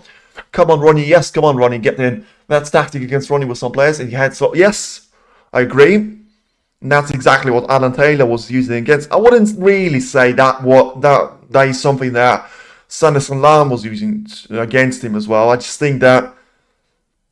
No, I don't really agree with that. I think that the way that we had 3 frames last more than an hour is probably compromised by both of the players, because Ronnie could have had those a couple of frames wrapped up on the previous occasion a lot quicker, and therefore you can't really expect Lam to go on a run of making 3 centuries on the back. Remember, he has made a century break, by the way. I'm just saying that you can't really criticise him for taking too much time there, from my point of view. And if we're going to go through the score sheet, Zhao Xingtong, Fang Jingyu, 2 frames each. Barry Hawkins and Huang Zhihao is now 1 frame each. Li Beifan, the current Scottish Open winner, is 2-0 up there on Leuven Vey. And is currently leading by 54 points to 20. Jack Lisowski, as I say, against Louis Heathcote. He's doing his part of the task to try and face RonnieOSullivan in the next round. He's leading by 3 frames to 1. RonnieOSullivan, as we know, is losing to Sanderson Lam by 2 frames to 1. And Mitchell Mann and Scott Donaldson currently have it all squared with 2 frames each. Do you think is Ronnie going to get the next one? It's a good question. I think he will. If you ask me on who one of these two is going to win it, I'm going to say Ronnie, for obvious reasons. But I just think he's going to be able to click himself into a gear now with, when he takes a frame away. That's what he's done against Taylor yesterday. If you take away that brilliant clearance, where he's sort of gone 2-4 down, he managed to win 3 frames on the bounce there, which, I think all of them have been with a century break as well. So I just think he's such a dangerous player when he's playing well there, and that's something that Sanderson Lam has to be mindful of. Of course, when you've got that 2-0 cushion to your name, you can try and play slow, you can try and be careful. Ultimately, I just think the first couple of shots are going to be very important from RonnieOSullivan's point of view, but especially they're going to be important from Sanderson Lam's point of view. And just as I say that, I said it and I called it. Ronnie gets himself into a brilliant chance and gets the red in towards the right corner. When I say a brilliant chance, it was a brilliant pot there for him. I always think Ronnie will come back and win no matter the deficit. I do, but I also realise that we're no longer in 2020, no longer in 2016, and no longer in 2013. Which, I know that he's been the best player sort of earlier than those years, but that really wasn't in my lifetime. But what a shot he's playing. When he's playing those type of shots, he's going to be on fire now, and he's going to try and apply all sorts of pressure. And as long as he doesn't get overconfident and goes for the right shot selection, he's going to be brilliant there, because that transition from the brown perfectly on the red, that's going to be the one for sort of the highlights reel there for you. Ronnie said yesterday, very happy with his playing. Kevin, I never doubt you, but I don't really like that as a comment there, because if you think, I know he's made 4 century breaks, but you can be happy with the way you're playing on the attacking side of things. I think his safety play has been dreadful yesterday, and I think I'm a little bit concerned if he says he's playing really well there. And let's see if he's going to be on the red. Yes, he is going to be on the red, so he's certainly playing really well in this break. 4 brilliant shots there, and a 5-star chance now to get himself another frame on the board. Just when you talk about, can he get himself another frame? Those are the shots that he has to play to actually get him the best possible chance. He's going to be on the wrong side of the blue here, so once again, a minor adjustment has to be made. And, but sure, if he can get 4 turns to win the other day, what more can we say? Happier. It's like, yes, that's the point, but those 4 tons all came from mistakes from Taylor. Well, not all of them, but at least 2 certainly came from mistakes from Taylor. What I'm saying is, those 4 tons were good, but how are you going to get a chance to be on the century break? It has to be either with a brilliant safety play, or it's going to be with a mistake from your opponent. And what I'm saying is, it was a mistake from his opponent. So I just think if he was playing against Lisowski yesterday, he wasn't winning that match. He wasn't winning that match. 100% he was never winning that match. If he was playing against, anyone in the top 24, apart from maybe Chris Wakelin, which does seem to be very much struggling now for any sort of form. I think he was absolutely destroyed there by Zhang Zhong in the first round. 6-2, I think it was, or something. I just think anyone would have destroyed them on their day. So has to go through the gear there. But from the attacking point of view, as I say, you can't really, you're not going to be able, in the modern day, even in the best of 11 frames, you're not going to be able to win matches when you're playing well on the attacking side of things, but you're horrible at safety play. And I think he was horrible yesterday. I know it's a bit harsh, but I think he was horrible yesterday in the safety play. He was struggling to get the cue ball onto the bulk line and get himself into a nice little situation with actually trying to apply the pressure on his opponent. The majority of those century chances have come from mistakes from Taylor, and the chances that he didn't manage to take.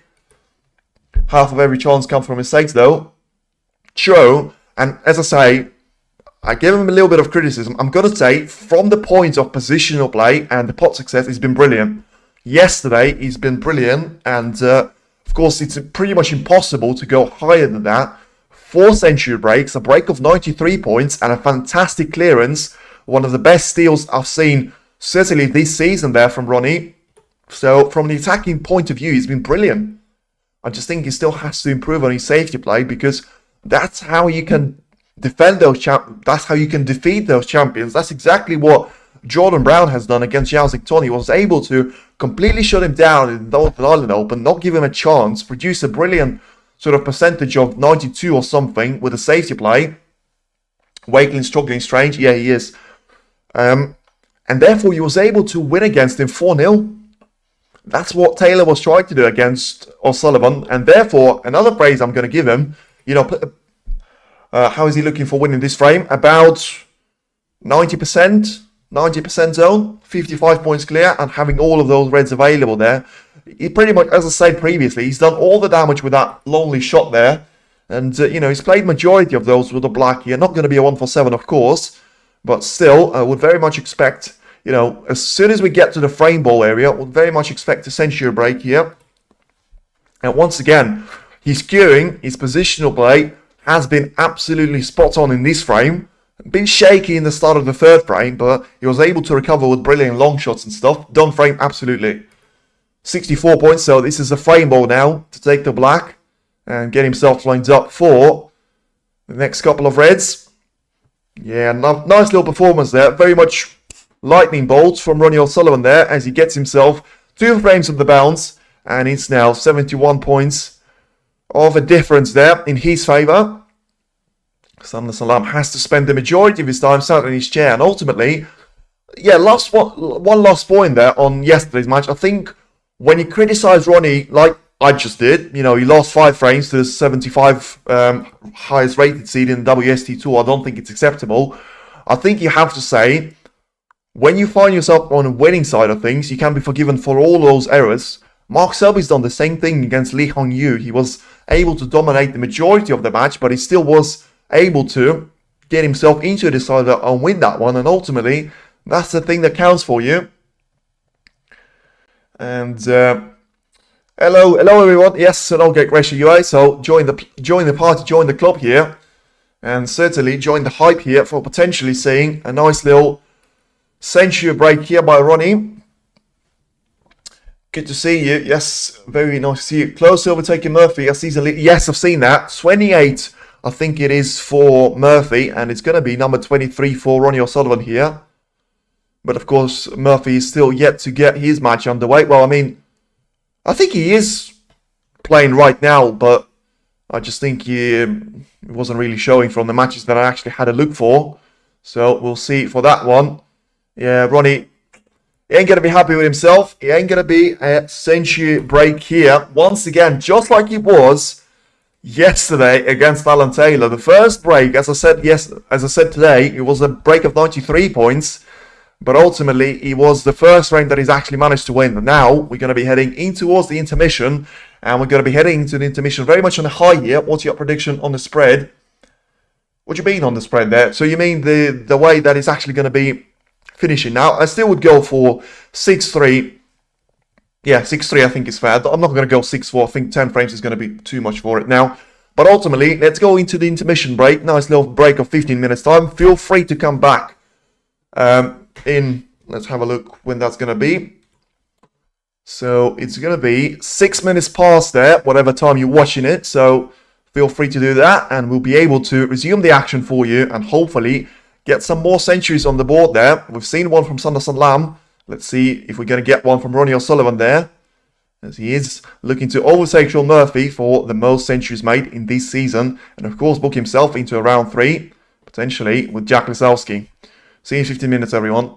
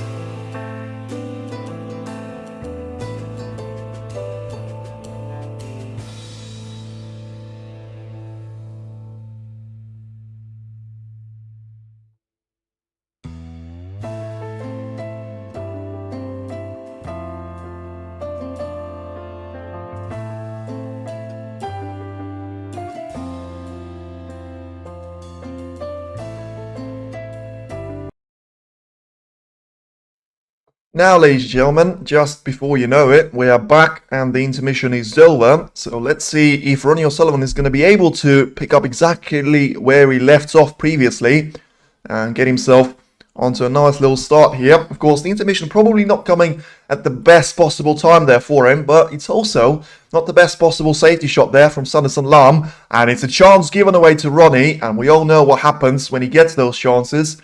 He's going to run himself out of colour though. It's a lovely little pot in towards the right corner, but ultimately, Couple Barry's team, there's no better. I'll argue with that a little bit later on. Always preferred Lipton to my name, but yeah, he sort of lands himself in between the yellow and brown in towards the right middle. He can try and roll the yellow in towards the bottom right corner. And I say roll, he hammers that one in. Where's he going to be on the red though? Surprised to, well, he didn't really need to hammer that one, to be fair, because he had a red available into the left corner, very close to the pocket. He decided to go for the one which would have been underneath the entire bunch and closer to the right pocket there. So with the cue ball being so close to the right hand cushion, just think this could be a tricky shot for him to play. It's a brilliant yellow though, but as I say, the reward could have been better had he landed himself nicely on this red. So important shot once again now. And makes it. I actually predicted that he's actually going to miss that one, but he's been making those shots in there, Ronnie. 4 points clear right now. The blue in towards the middle to get himself a nice little start. And very much a commanding performance now in this fifth frame. And he does seem to pick up exactly where he left off there. As he managed to win 2 frames there with the breaks of 47 and 93 points previously. Right now he's on the break of 10 points and counting. Still having at least 4 reds to his name. Maybe even 5 there. And he clearly says that's not enough there for him. Cannons the cue ball in towards the main bunch of reds. And in the end, hasn't landed on any of them in towards the left corner, but still has one in towards the right middle there. The only difficulty of that shot to play is going to be the fact that he has to bridge over a red. So just takes another look to see if he can try and avoid that.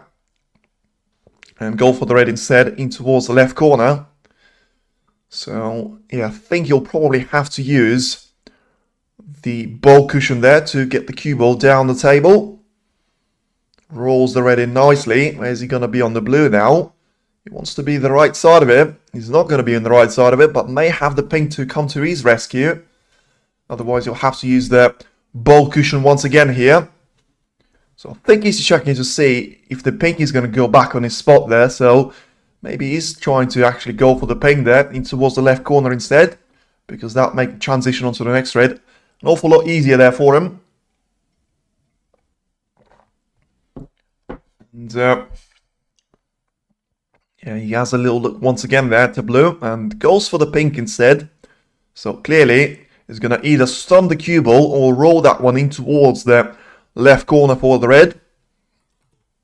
Has gone for the second option here, so the red to take into the left corner once again there, as Ronnie's study will say. The pink has to go underneath the bunch and very much on towards the main pack of reds. So have to try and take the black in towards the left and right corner for a couple of more shots. But as I say, the previous cannon into the reds has freed up a couple of more reds there for him. So maybe 4, maybe 3 there that he's got available now to his name, on top of the 24 points already scored, of course. And 25 points and counting. So 32 with this black. And of course, don't look at it like a maximum chance. He did have to use the cheap colours previously. And right now, he's got a nice little angle though on the cue ball to cannon into the bunch of reds. Should be controlled. In terms of the cue ball placement, it should have been controlled. It wasn't really controlled there. And even though it's a brilliant split of the reds, got himself into a tricky position to try and take this black in towards the right corner. Seen those missed? But not this time. Is he going to be on the red? Of course he is going to be on the red. That is the shot that surely wins RonnieOSullivan this frame, even though it is very much earlier on. With the way he's managed to get those reds spread out, it was always going to be just about potting the black. And now he's in amongst those reds and has got such a wide range selection there that you wouldn't see at many supermarkets there. If you was to go shopping right here, right now, you'll find all sorts of reds there for him, both into left, right corner, maybe even green pocket if he wants to, or runs himself out of position on the blue. Surely now to go 3-2 up there, winning 3 frames on the bounce, and that is going to be a very different story from yesterday. As I say, the first 3 frames, pretty much a carbon copy there of yesterday's performance, but he was able to go up a gear there. As you know, fair play to Kevin, he called it first. I did think it was going to be a bit tricky there for him to do that right away there, especially with the intermission coming probably at the worst possible time. He managed to put that behind him so far, and he's now getting himself 55 points clear, still 75 on the table. So after a break of 93 points, can we see him take it one step further and make a century break? That will surely make all of us, which are not Sanderson Lam fans, very, very happy indeed.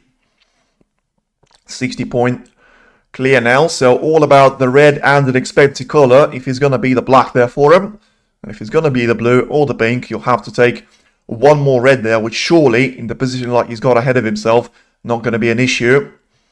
Having a couple of reds on towards the cushion there. So gone down for the shot twice there, back down every single time of it, and he's missed it. Never a good sign when your player goes for a shot and is actually backs out of it. And once again goes for his tip there. So a break of 60 points. I mean, the worst news is that red has actually cannoned another red and it's brought it into play there.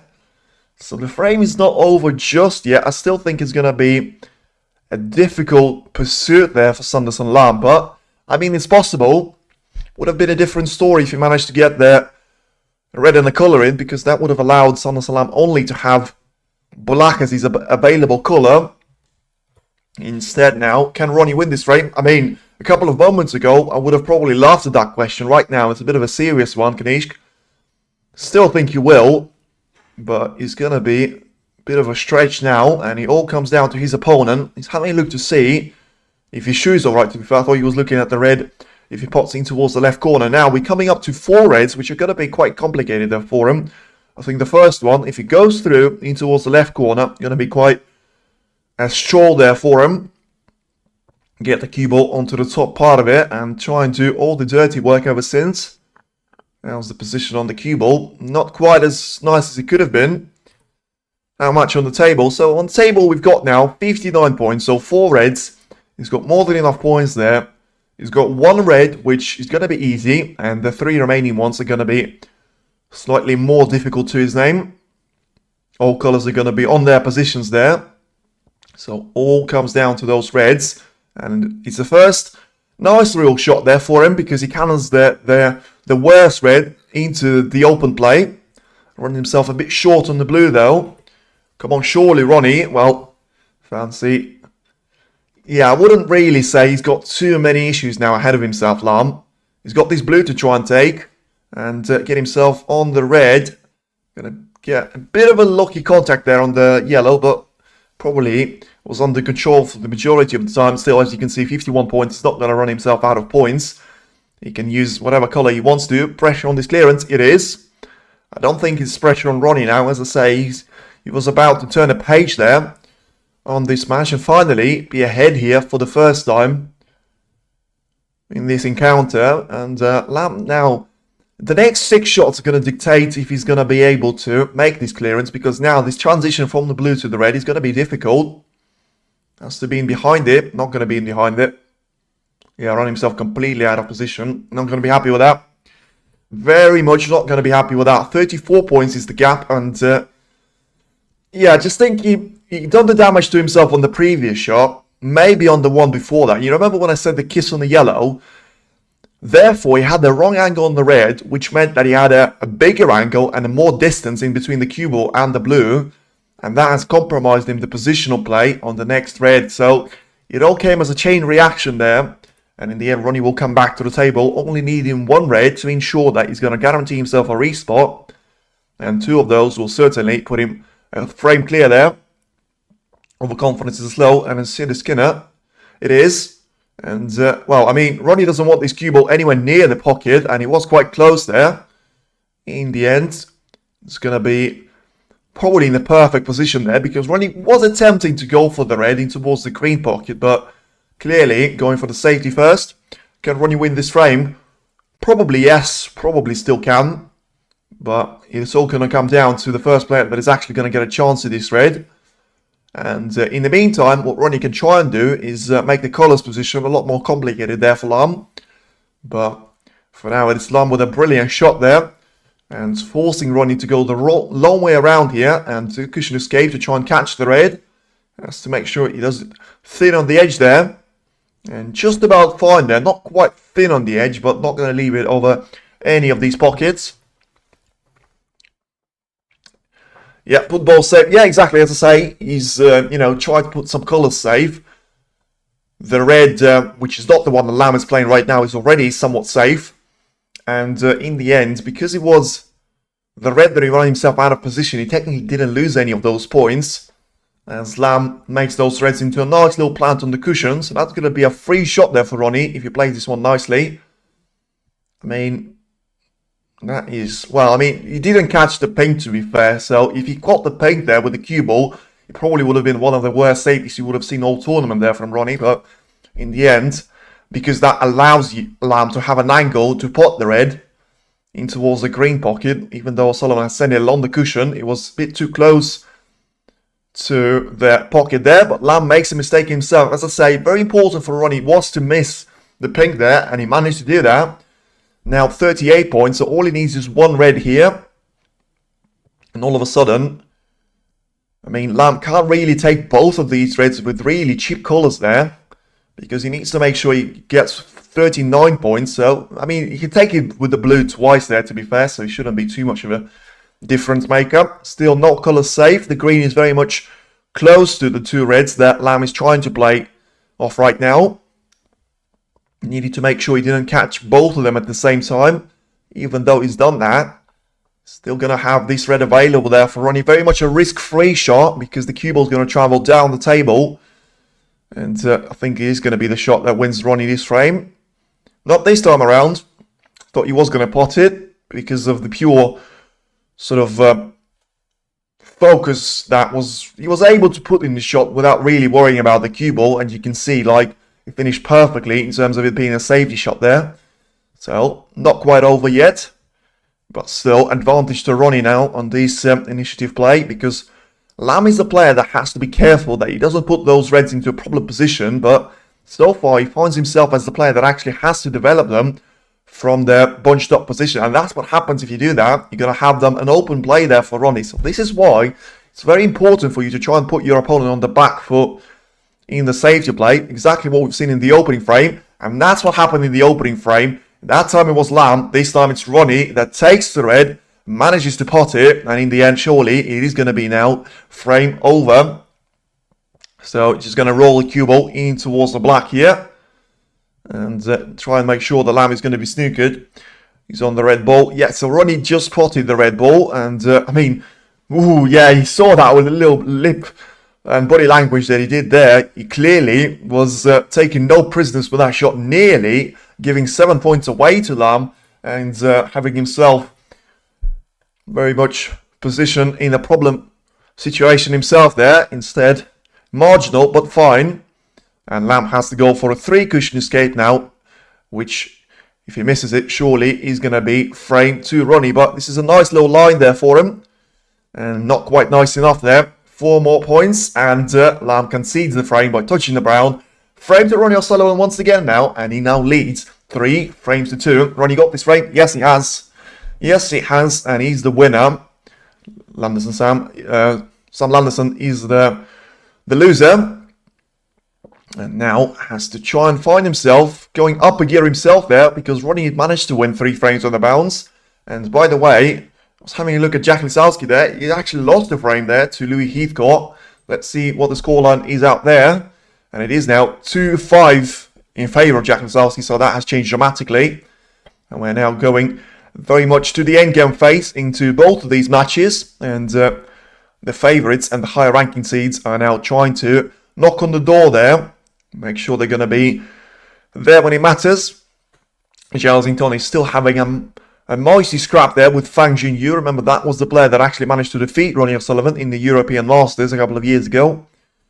Xingtong leads by 4 frames to 3. Barry Hawkins is leading Huang Jinghao by 3 frames to 1. Li Beifan, the Scottish Open winner last year, is trying to go 4-0 clear of Liu Wenwei there. You're covering tomorrow next game. I'm not sure when tomorrow, not when tomorrow's going to be. I know that's going to be tomorrow.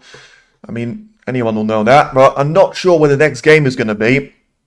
It is going to be, like, if it's going to be Lisowski against O'Sullivan, I think you'll be an absolute fool not to do that one. Could this end 6-2 Ronnie's way? I mean, it could, Ace Pro. I still think it's just going to be too much of a stretch there, because even though Ronnie's playing well, I just think every single frame that we've seen, Sanderson Lam had a chance in majority of them to actually go off on an early run and try and apply some pressure. So I think you'll still you'll be able to win one of those frames, but I think winning 2 is going to be a stretch there. But, you know, if Ronnie wins 3 frames on the bounce, who says he can't win 3 frames on the bounce here later on the evening? Yeah, so is it going to be... Well, I mean, this is the latest time it's going to start here because it's in China. And obviously, if you talk about the Euro time, which, you know, the match would have started 11:30 or 12:30, depends on which region of Europe you're watching it from. It is going to be sort of 6:30, I think, in China, because 7 hours sort of ahead of us. Therefore, it can't really go further than that. And I think it'll be an evening session in China, so I think it'll start at the same time. But I think the question has to be asked if it's going to be tomorrow or it's going to be on Wednesday. Because if we're going to have a final on Sunday, we're going to have semi-finals on the Saturday, we're going to have quarters on a Friday, last 16 on a Thursday. Yeah, you can have Wednesday and Tuesday for that. So I think you'll be Wednesday. I don't think you'll be tomorrow. Yes, there you go. So we sorted that one out. And as I say, very much refreshing for me to finally get that thing of it being 1/32 rounds and not that last sort of round 1, round 2, round 3, which seems to be very confusing with different competitions having a different way. But now Sanderson Lam is underway here. And just as I say that, he finishes his shot there. Ronnie steps to the table and absolutely with no concentration, he bangs an absolute beauty there into the right corner, gets himself off to a perfect start now. Can he get the black in? Of course he can. Can he be on the red? Of course he can. This is RonnieOSullivan that we always want to see, and that's why players in China like him. That's why the global audience likes him. That's why he's the best of all time, because he can produce a chance out of absolutely nothing and get himself on the break of 9 points and counting. Thank you, great. Who's not available century. I mean, Kanishka's clearly quicker than me there. I mean, I couldn't really appreciate the pot enough, and he's already asking about a century. No, he only got 2 reds available there to him because it was a really nice break-off shot there by Lam. And, you know, Ronnie will have to try and work for this position. I wonder what Ronnie's social credit is with the CCP. Well, don't ask about that. Absolutely don't ask about that. And, I mean, let's see if he's going to be able to make this position the one that counts for him. He's just about, I think, he's able to get through to the red in towards the left corner. So, you know, 3 reds, 3 blacks now. Third one coming up. And I think it's a nice little chance to send the cue ball into the majority of the reds, though. He hasn't got a backup option to his name, so he has to make sure whatever he gets is going to be the colour that he actually goes for. But it's a nice little effort there. It's going to be a bit straight on this red, so no chance of a 147. No century yet. There will be one, of course.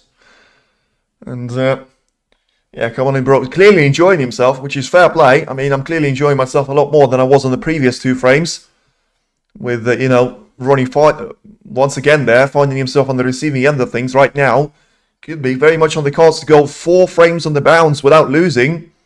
And keeping his opponent in his chair for the majority of each of those frames.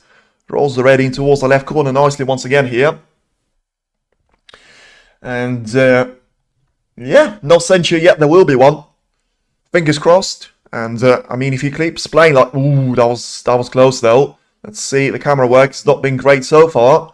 But the positional play and... I mean, the splits so far from O'Sullivan. I know I've given him a little bit of a stick for the safety play, but his splits, especially doing that from the black, have been absolutely perfect. I don't think there's been one in this match which has actually gotten wrong for him.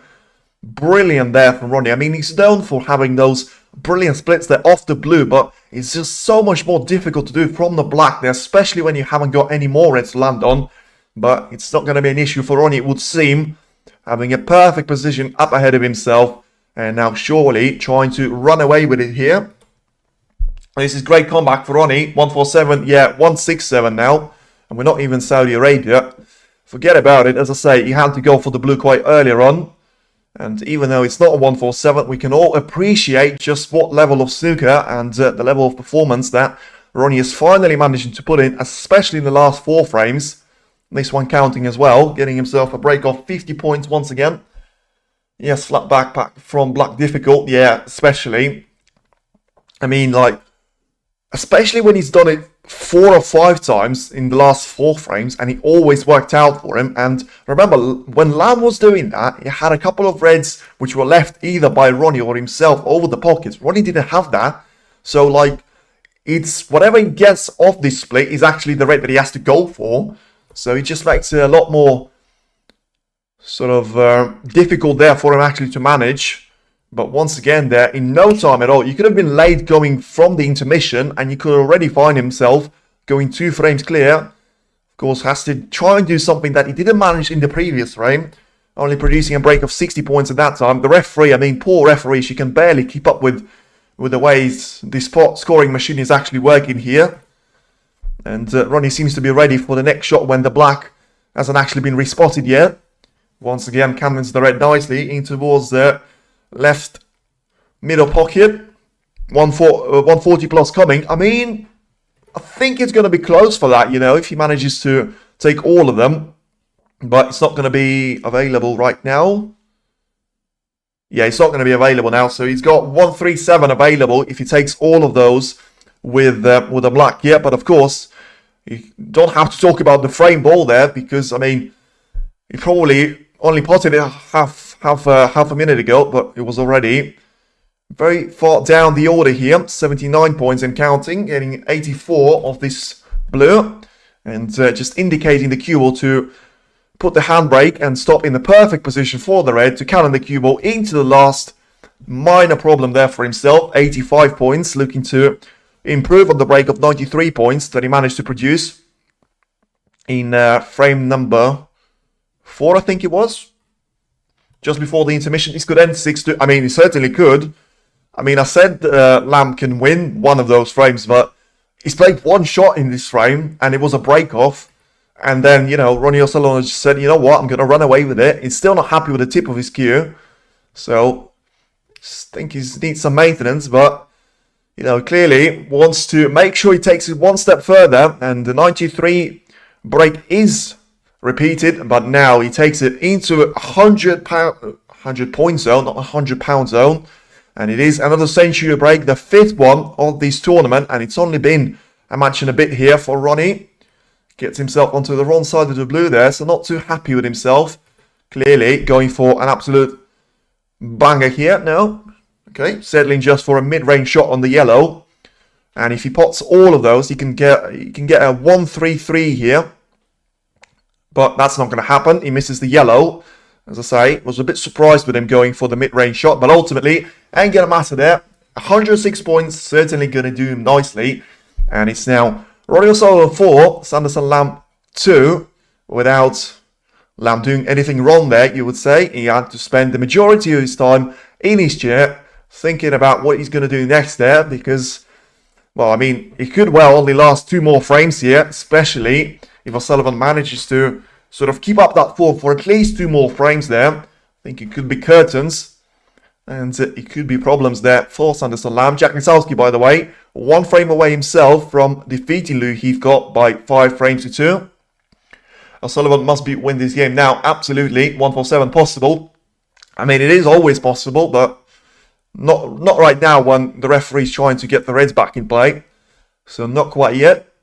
Zhao Xington is on the break himself. Yeah, so it does seem like, you know, the difference between us actually finishing the 6th frame hasn't actually changed anything in all the other matches. Just shows the speed that break was actually managed in. And Barry Hawkins has actually lost out another frame there to Huan Jihao. And the Chinese player is looking to make 100 points of a break of his own. There's a 96 right now. So very close to actually doing that himself. So of course, it'll be a very nice achievement for the Chinese qualifier, especially doing that against the top 16 player. By the way, is Barry Hawkins, well, I mean, surely it's a weird question, but is Barry Hawkins in the Champion of Champions there? Because I'm not too sure why Stephen Maguire is in it. Oh, well, yes, because he won the Championship League really early on this season. Okay, get that. Okay, that's fine. The debate is over then. Yeah, and as I say, I want to go deeper into why Ronnie refused to play in the Champion of Champions there. But Kevin, yeah, Kevin literally is a little bit of an encyclopedia there, waiting for me to, if I, not in a bad way, but waiting, if I say something wrong, you'll be like 1 millisecond there, and you'll type in the chat, no, that's not the case, that is the case, and he actually knows that I'm not even going to argue with him, because so far, he has passed the validation check with 100% accuracy. And certainly 100% pot success in the previous frame there from Ronnie, if you don't count the yellow, which was missed at the time where the century was made and the damage was done there to Sanderson Lam. So now we're going to try and, well, from Ronnie's point of view, he's going to try and put himself 3 frames clear and only a single frame away there from making it potentially a clash with Jack Lisowski there. Certainly it's going to be the match of the tournament so far if O'Sullivan wins 2 more frames and Lisowski takes it 1 step further there in his clash of Louis Heathcote, which, you know, has actually made it into the quarterfinals of the British Open, to be fair, so hasn't been playing too badly himself. And yeah, decent save there from Lam. And of course, from Lam's point of view, I mean, it's not like he's done anything wrong in 3 out of those last 4 frames that he's actually lost out on. He didn't really have a lot of chances there. Just watching too much snooker. Well, I mean, that's the thing there. But it could be the good thing as well. As I say, Lam just having a look to see if he's going to find a potential plan there in towards the left corner. Stephen Maguire is great to watch when he's on song. Pity he hasn't won more. Yes, so I've seen that he's managed to beat Shu Si there, and Lam finds a brilliant cut in towards the right corner, and yeah, he's going to get a little bit of luck now, but probably deserves it after such a brilliant shot. You know, it was a good safety by Ronnie, didn't leave anything easy, but Lam managed to find a trajectory to get the cue ball in towards the bulk line and still get himself a pot on.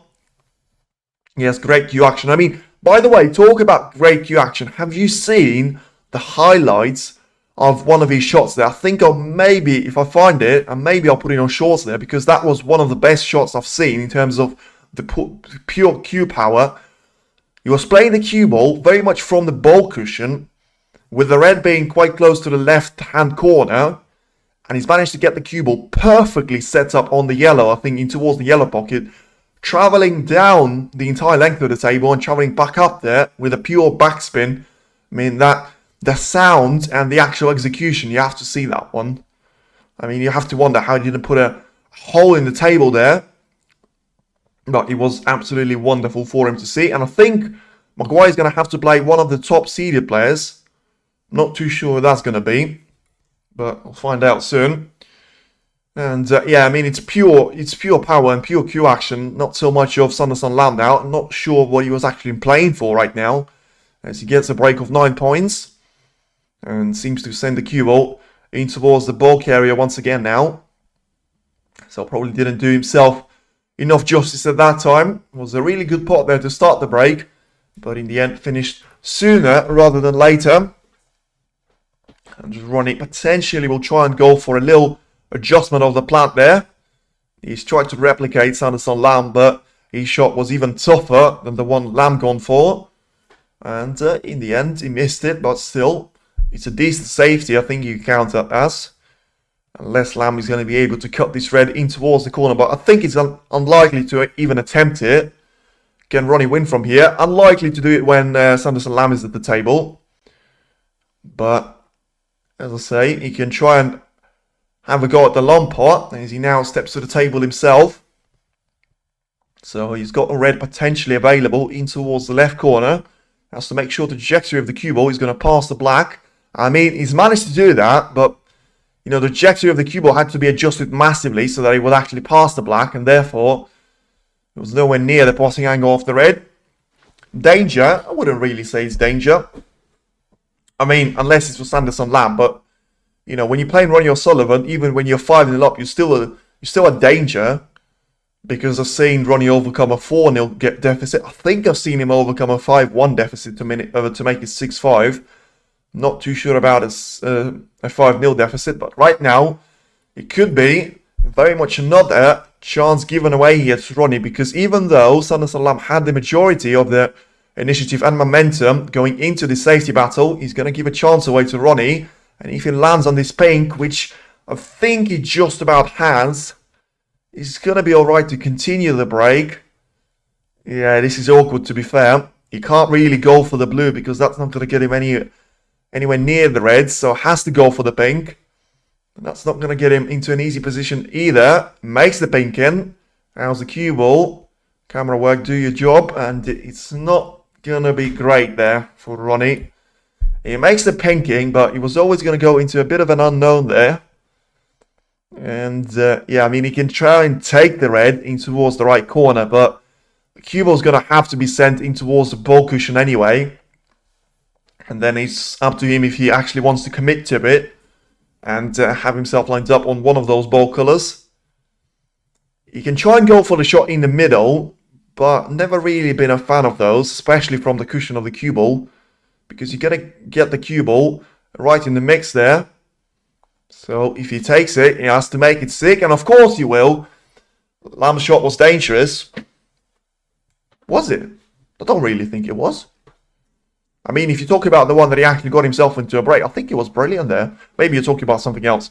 Anyway, he rolls the blue in, and what a gap he's found there. I mean, that is pure poetry in motion. With the way O'Sullivan has just played this blue, he was exactly off the cushion of the cue ball, and he managed to use 3 cushion escape to an absolute perfection. By the way, he had the gap of maybe 2 lengths of the cue ball there in between the brown and green, and he managed to get it straight in between them. So doesn't look like it's going to get him anywhere though, as I've been praising him, and I just realised he run himself out of position still. So bit of a oopsie moment, but still you have to admire the pure cue ball control that he had.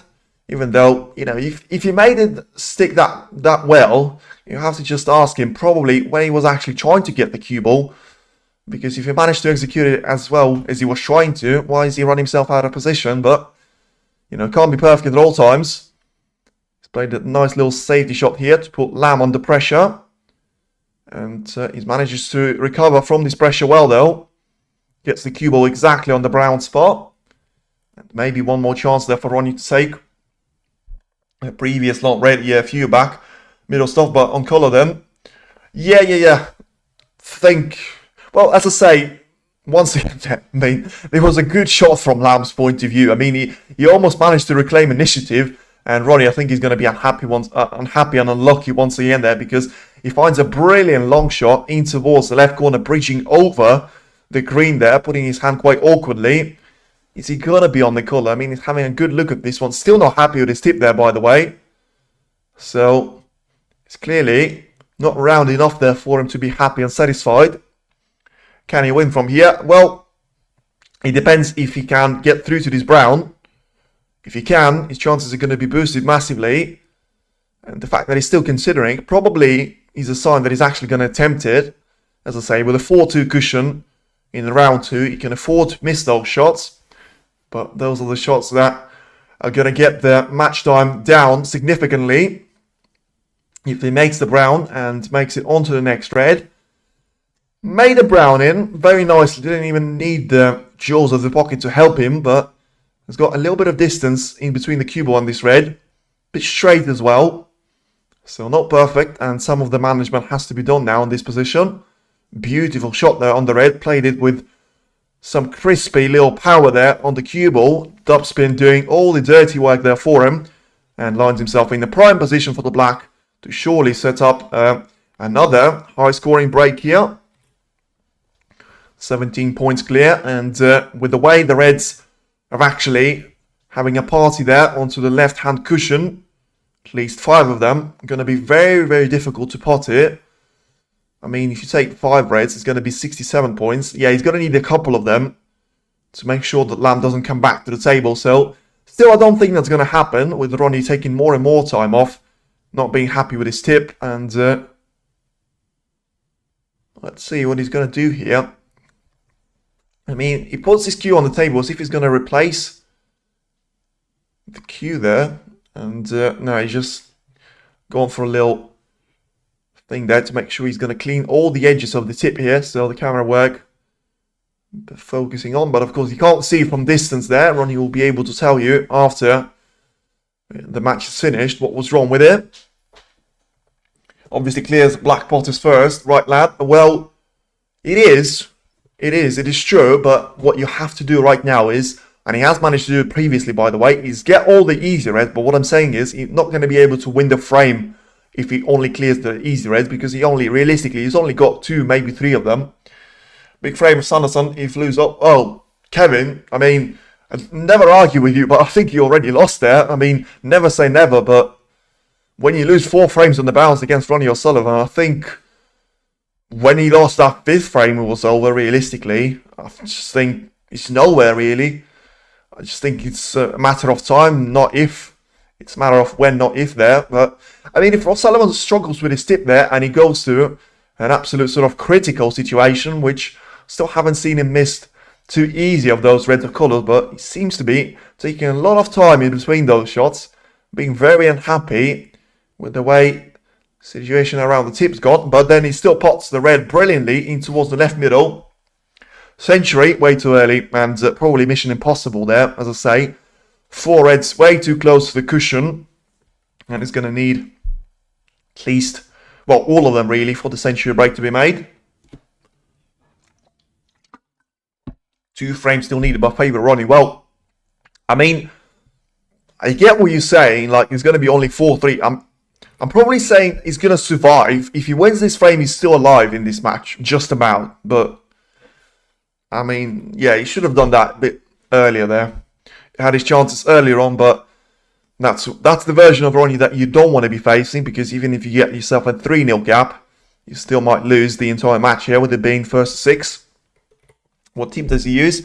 Oh, he's done fiber issues seemingly. Yes, I think that's the one that he actually uses. But he's been changing them for the majority of his career in the last 2 years. And once again there, asked the referee to clean the white. And whilst there's a little bit of a delay in the game, goes for another clean of the tip once again there for him. And yeah, as I say, if he goes 5-2 clear, you're not going to have Sanderson Lam winning 4 frames on the bounce there. So it certainly is going to be game over at that time. Ronnie getting the most out of this one. Clearly not too happy with whatever's going wrong there, but hopefully you'll have enough time there in between the matches, should he progress to the next round, to make sure that that issue is not going to catch up with him tomorrow or Wednesday. Depends on when he actually plays. Hammers the black in, so yeah, didn't really want to see that shot being played there from Ronnie, because he's gone for an unknown there. Tried to cannon the cue ball in towards the pack of reds to hopefully land on any of them. In the end, he's going to be facing with a very difficult shot in towards the left middle. Leather tip can be damaged easy. Not, as I say, I think he had a leather tip previously, but I don't think he was too happy with it. So I think he was saying that he replaced it. And we'll have to go a bit deeper into that one, because remember, he has been changing them in the World Championship. I think he was at least 3 times he's done that. Make them available for pot, not this time around. And he's actually left the red very close towards the left middle there for Lam, but ultimately the cue ball position was nice enough to make sure that he's not going to be opportunity taken. And Lam himself, this seems to unravel a little bit. Leaves the red there for Ronnie to take along the cushion, which Ronnie will certainly take the interception in terms of potting the red, but runs himself out of position on the black here.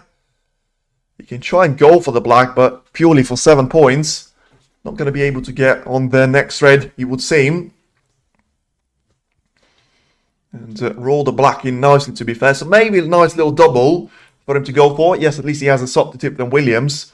Yes, I think I heard that one as well. I think Williams, and there was one more player that has actually one of the hardest tips in the game.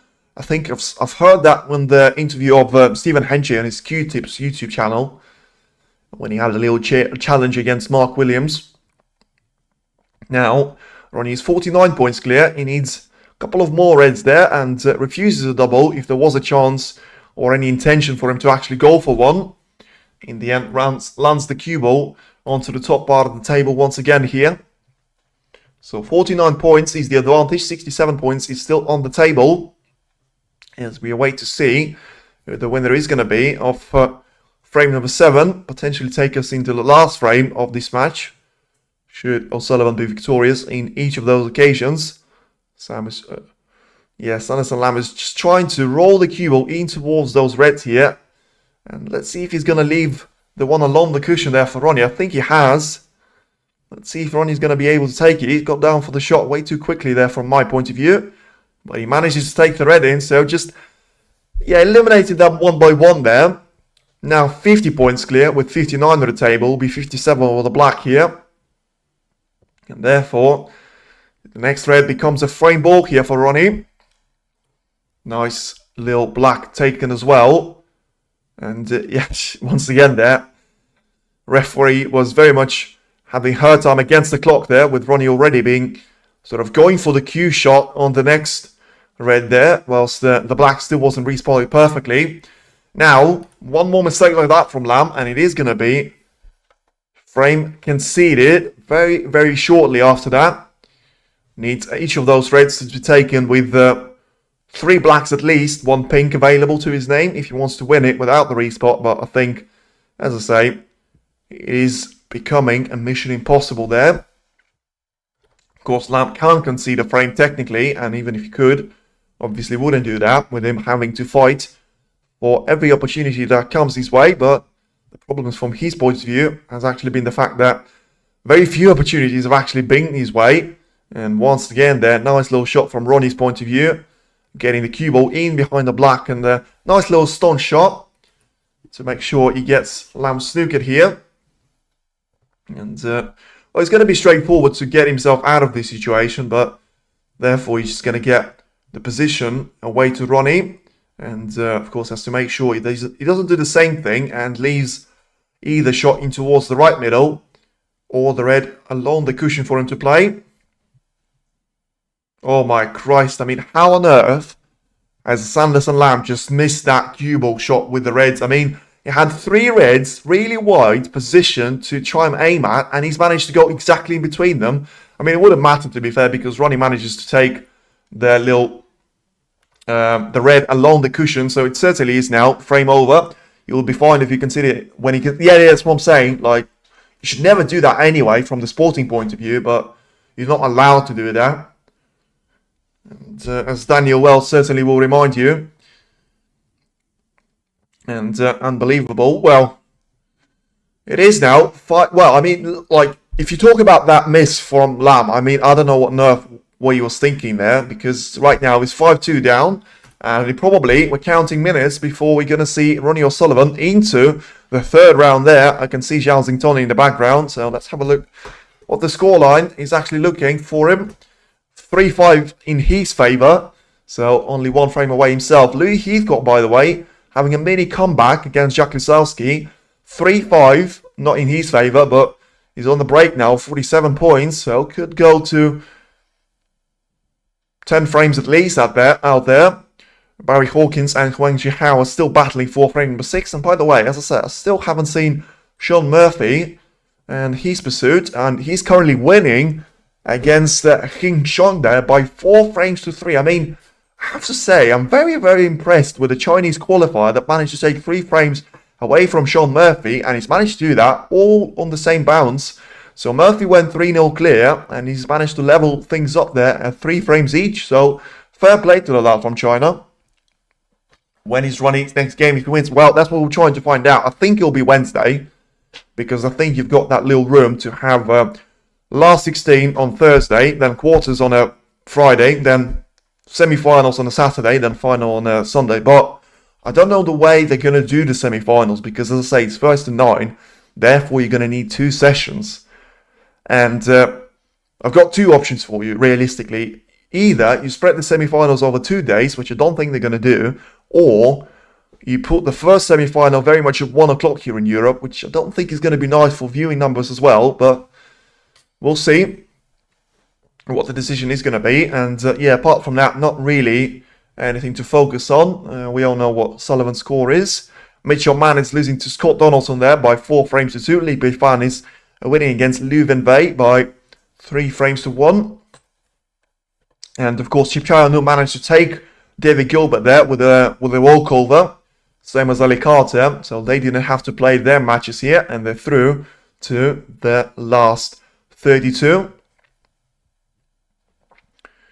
And well, let's see if we're going to see another massive setback. As I say, apart from maybe you count Joey Long there, as I wouldn't really count him, to be fair. He's top 30. He's not top 16 player. Massive sensation probably has to be Sal Gudon losing in an emphatic fashion to Zach Sueti.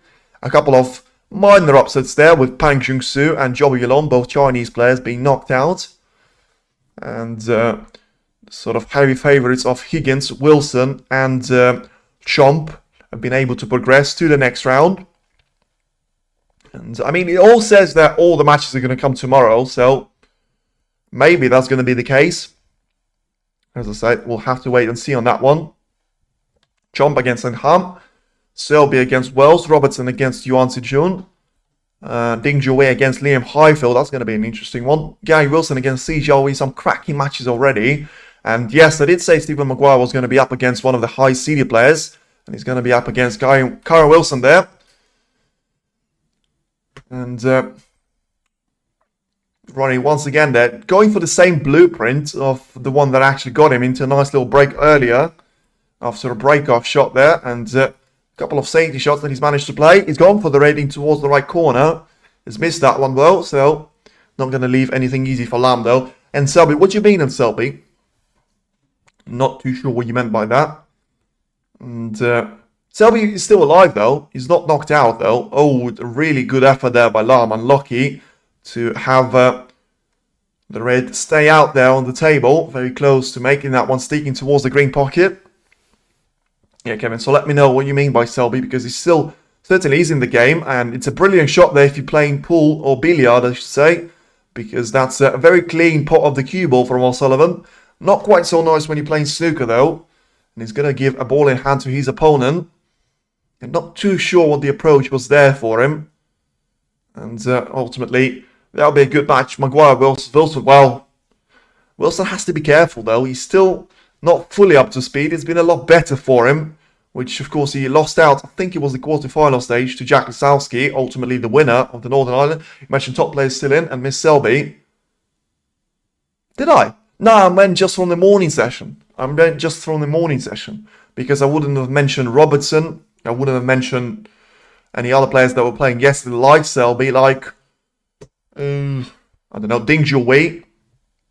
I just mentioned Chomp, sort of Zington right now, and, you know, a couple of others there. And another mistake there from Lam. Is Ronnie going to be able to capitalize on this? He is. If he gets himself on this green now, in towards the left middle. Oh, yes, thanks. Yeah, no worries, as I say. Sorted out.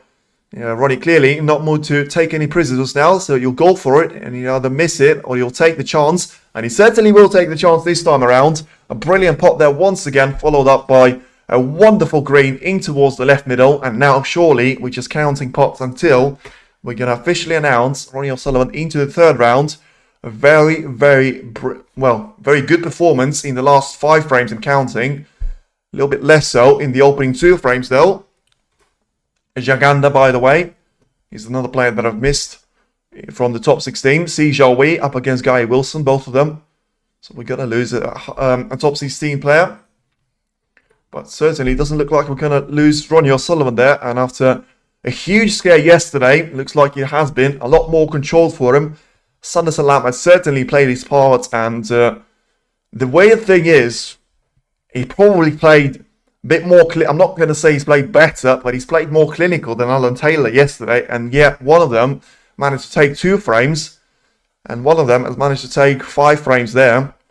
And of course, we've still only seen 1 century there from Ronnie, in comparison to 4 yesterday. Let's see if he's going to be able to enter another one. And, you know, if he goes 20 points clear now, he's got a couple of reds available there to his name.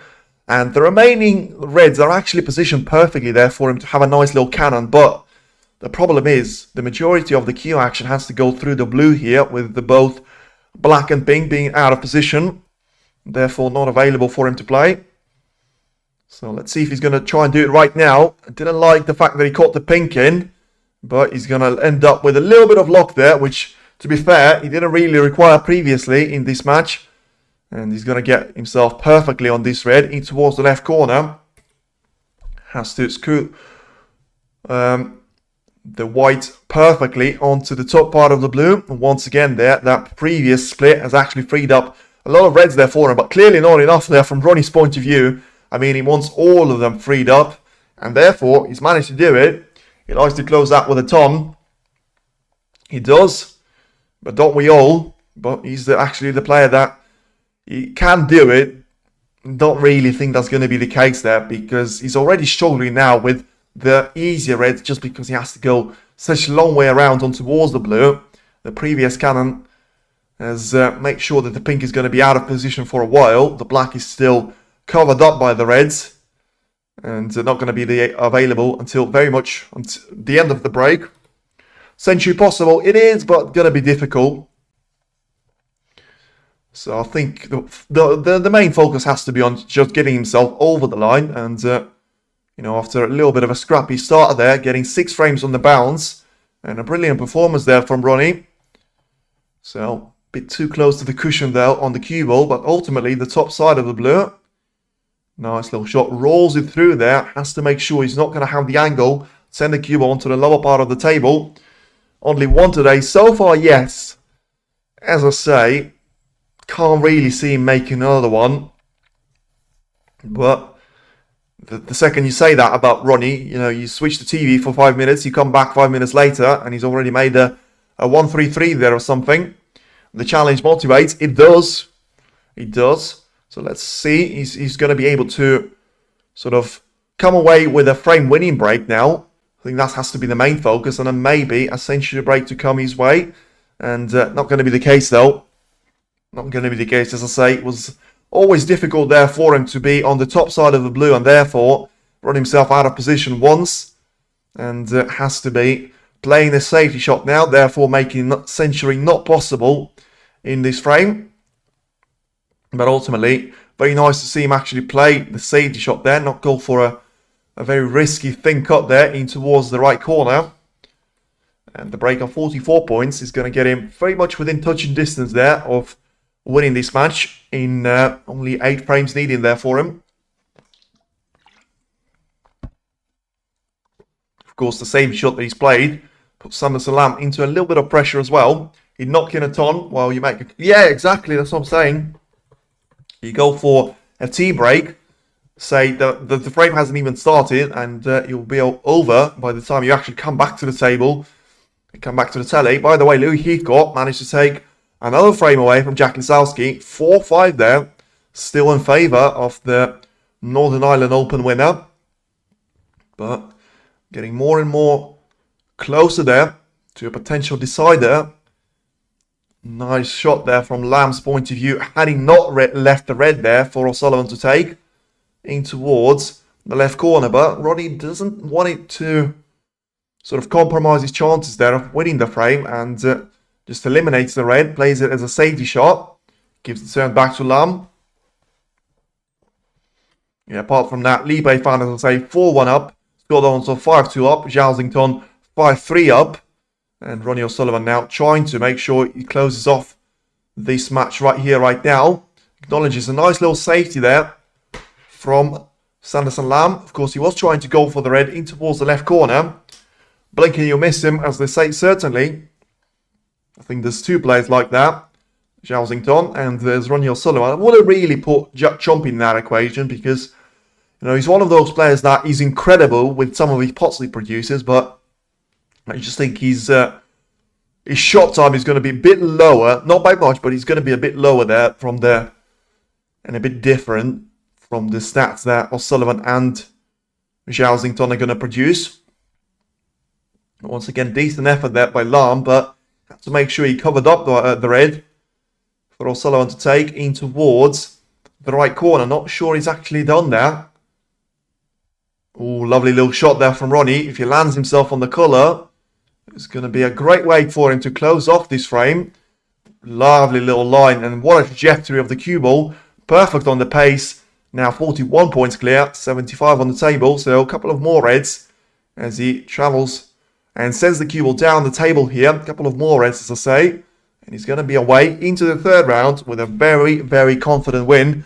A little bit of a scare earlier on, but as they say, Ronnie is just one of those players that is able to click into gear, and when he does do that, you better hide there, because you know he's going to go over you and absolutely demolish you. Destroyed Sanderson Lam here clearly in the last 5.5 frames. 46 points is the gap now, 67 on the table as he chooses in between the yellow and the green. Ultimately will go for the cheapest of the colours to roll into the same pocket, and rolls the cue ball nicely once again there for the last of the available reds. Maybe we'll have to go for the one along the cushion next time around. So once again, got a little bit of the angle to send the cue ball on for the blue there, using the right hand cushion nicely there to his name, but I think he took too much pace of the cue ball. Going to be very straight on this blue, therefore not quite over the line. Going to be very close though. 53 points clear, and what is it?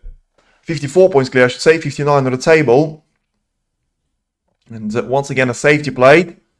Not so nice this time around though, because he's going to have the cue ball. Maybe actually he's going to have it in behind the yellow though.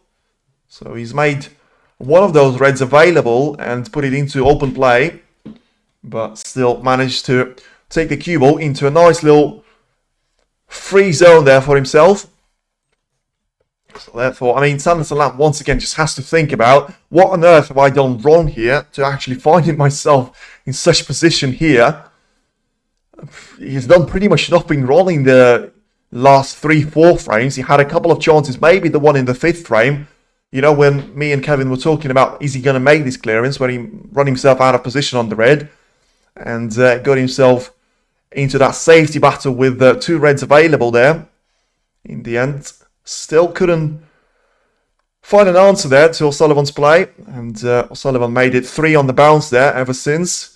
Managed to take 5 frames on the bounce, and now Lam is forced to roll the cue ball in towards the red. I think he's going to be short of pace. Just about. Ooh, very much marginal, but just about catches the red there. Not sure if he's left a touch and ball though for Ronnie, and I don't think he has, so that's going to be some sort of good news. And Ronnie will just give him a chance to roll the cue ball away from the main pack. But I mean, when I say he's got 44 points to try and catch up now, he's got 59 on the table, so he needs to take majority of those 4 reds with the black there, or the pink. Both of them are out of position there, so just think it's going to be more and more difficult for him, and Ronnie can just try and thrive off that. You know, Lam is going to be... He was going to take his time when he was 2-0 up there. He's not going to take his time when he's 5-2 down. He has to go for it and try and produce some sort of comeback. And he's gone for the red clearly into towards the left corner. So as I say, he was trying to produce a comeback, and he knew he had to do something about it. In the end, it is going to be frame and match to RonnieOSullivan. Just if he rolls the red in towards the left middle, which you're never going to see him miss. And it is now 6 frames to 2. RonnieOSullivan with a brilliant performance, winning 6 frames on the bounce there to overcome an early deficit there of 2 frames to his opponent as he rolls the brown in to ensure that's going to be the case there. 59 points clear, 51 on the table. 2 sneakers needed for tie for Sanderson Lam here. One more red will ensure that Lam won't come back to the table, and that is the case. Wonderful, thank you for covering. Great, yes. So, as I say, keep an eye on Louis Heathcote against Jack Lesowski, and we'll see who's going to be facing RonnieOSullivan in the 3rd round after a much better performance now, especially, as I say, in the safety play. Still very good in his positional play, and some of the pots he's managed were really good as well here. Sanderson Lam probably got the wrong version of Ronnie, and it's the one that, not quite undefeated, but it's the one is pretty much impossible to do anything about there. As Ronnie can try and find for a little bit of a total clearance. Not going to be a century break, but ultimately still can produce around a 50 plus break here to make it the first one of the 8th frame. And of course, what a performance has been there for him. As I say, very much impressed with him taking the right shot approach, not going for the risky cuts there on anything. And now getting himself 81 points clear. So can finish up with a deficit of 100 points there to his opponent. But once again there, like it was in the previous frame, misses the yellow there into a pocket. And Sanderson Lam will shake his hand there, certainly, with a little bit of a fist bump. And congratulations to RonnieOSullivan there. He makes it into the 3rd round, where he is going to play Jack Lisowski or Louis Heathcote. We'll see which one of them that's actually going to be the case. And the scoreline is 5-4 in Lisowski's favour, but Louis Heathcote is currently the one leading the charge for the 10th frame. So let's see if it's going to be the case there. Alex V, cheers. Cheers for everyone in chat there. Thanks for everyone that's has been watching. Feel free to hit the like and subscribe to the channel. We'll be doing more of that. And as I say, November is going to be the month for snooker action. We're going to have China International Championship. We're going to have Champion of Champions, Riyadh season, and finally, the first Triple Crown of the year. We're going to have the UK Championship here. Thank you very much for watching, and we'll see you around very much soon. A pleasure, Jet. Come on in, bro. You too. Appreciate the activity in the chat. 3 legends there, main ones, and anyone that's been watching. Take care, and we'll see you probably Wednesday for maybe Jack Lisowski, maybe Louis Heathcote, but certainly RonnieOSullivan in the round 3. Speak to you later. Thank you very much once again.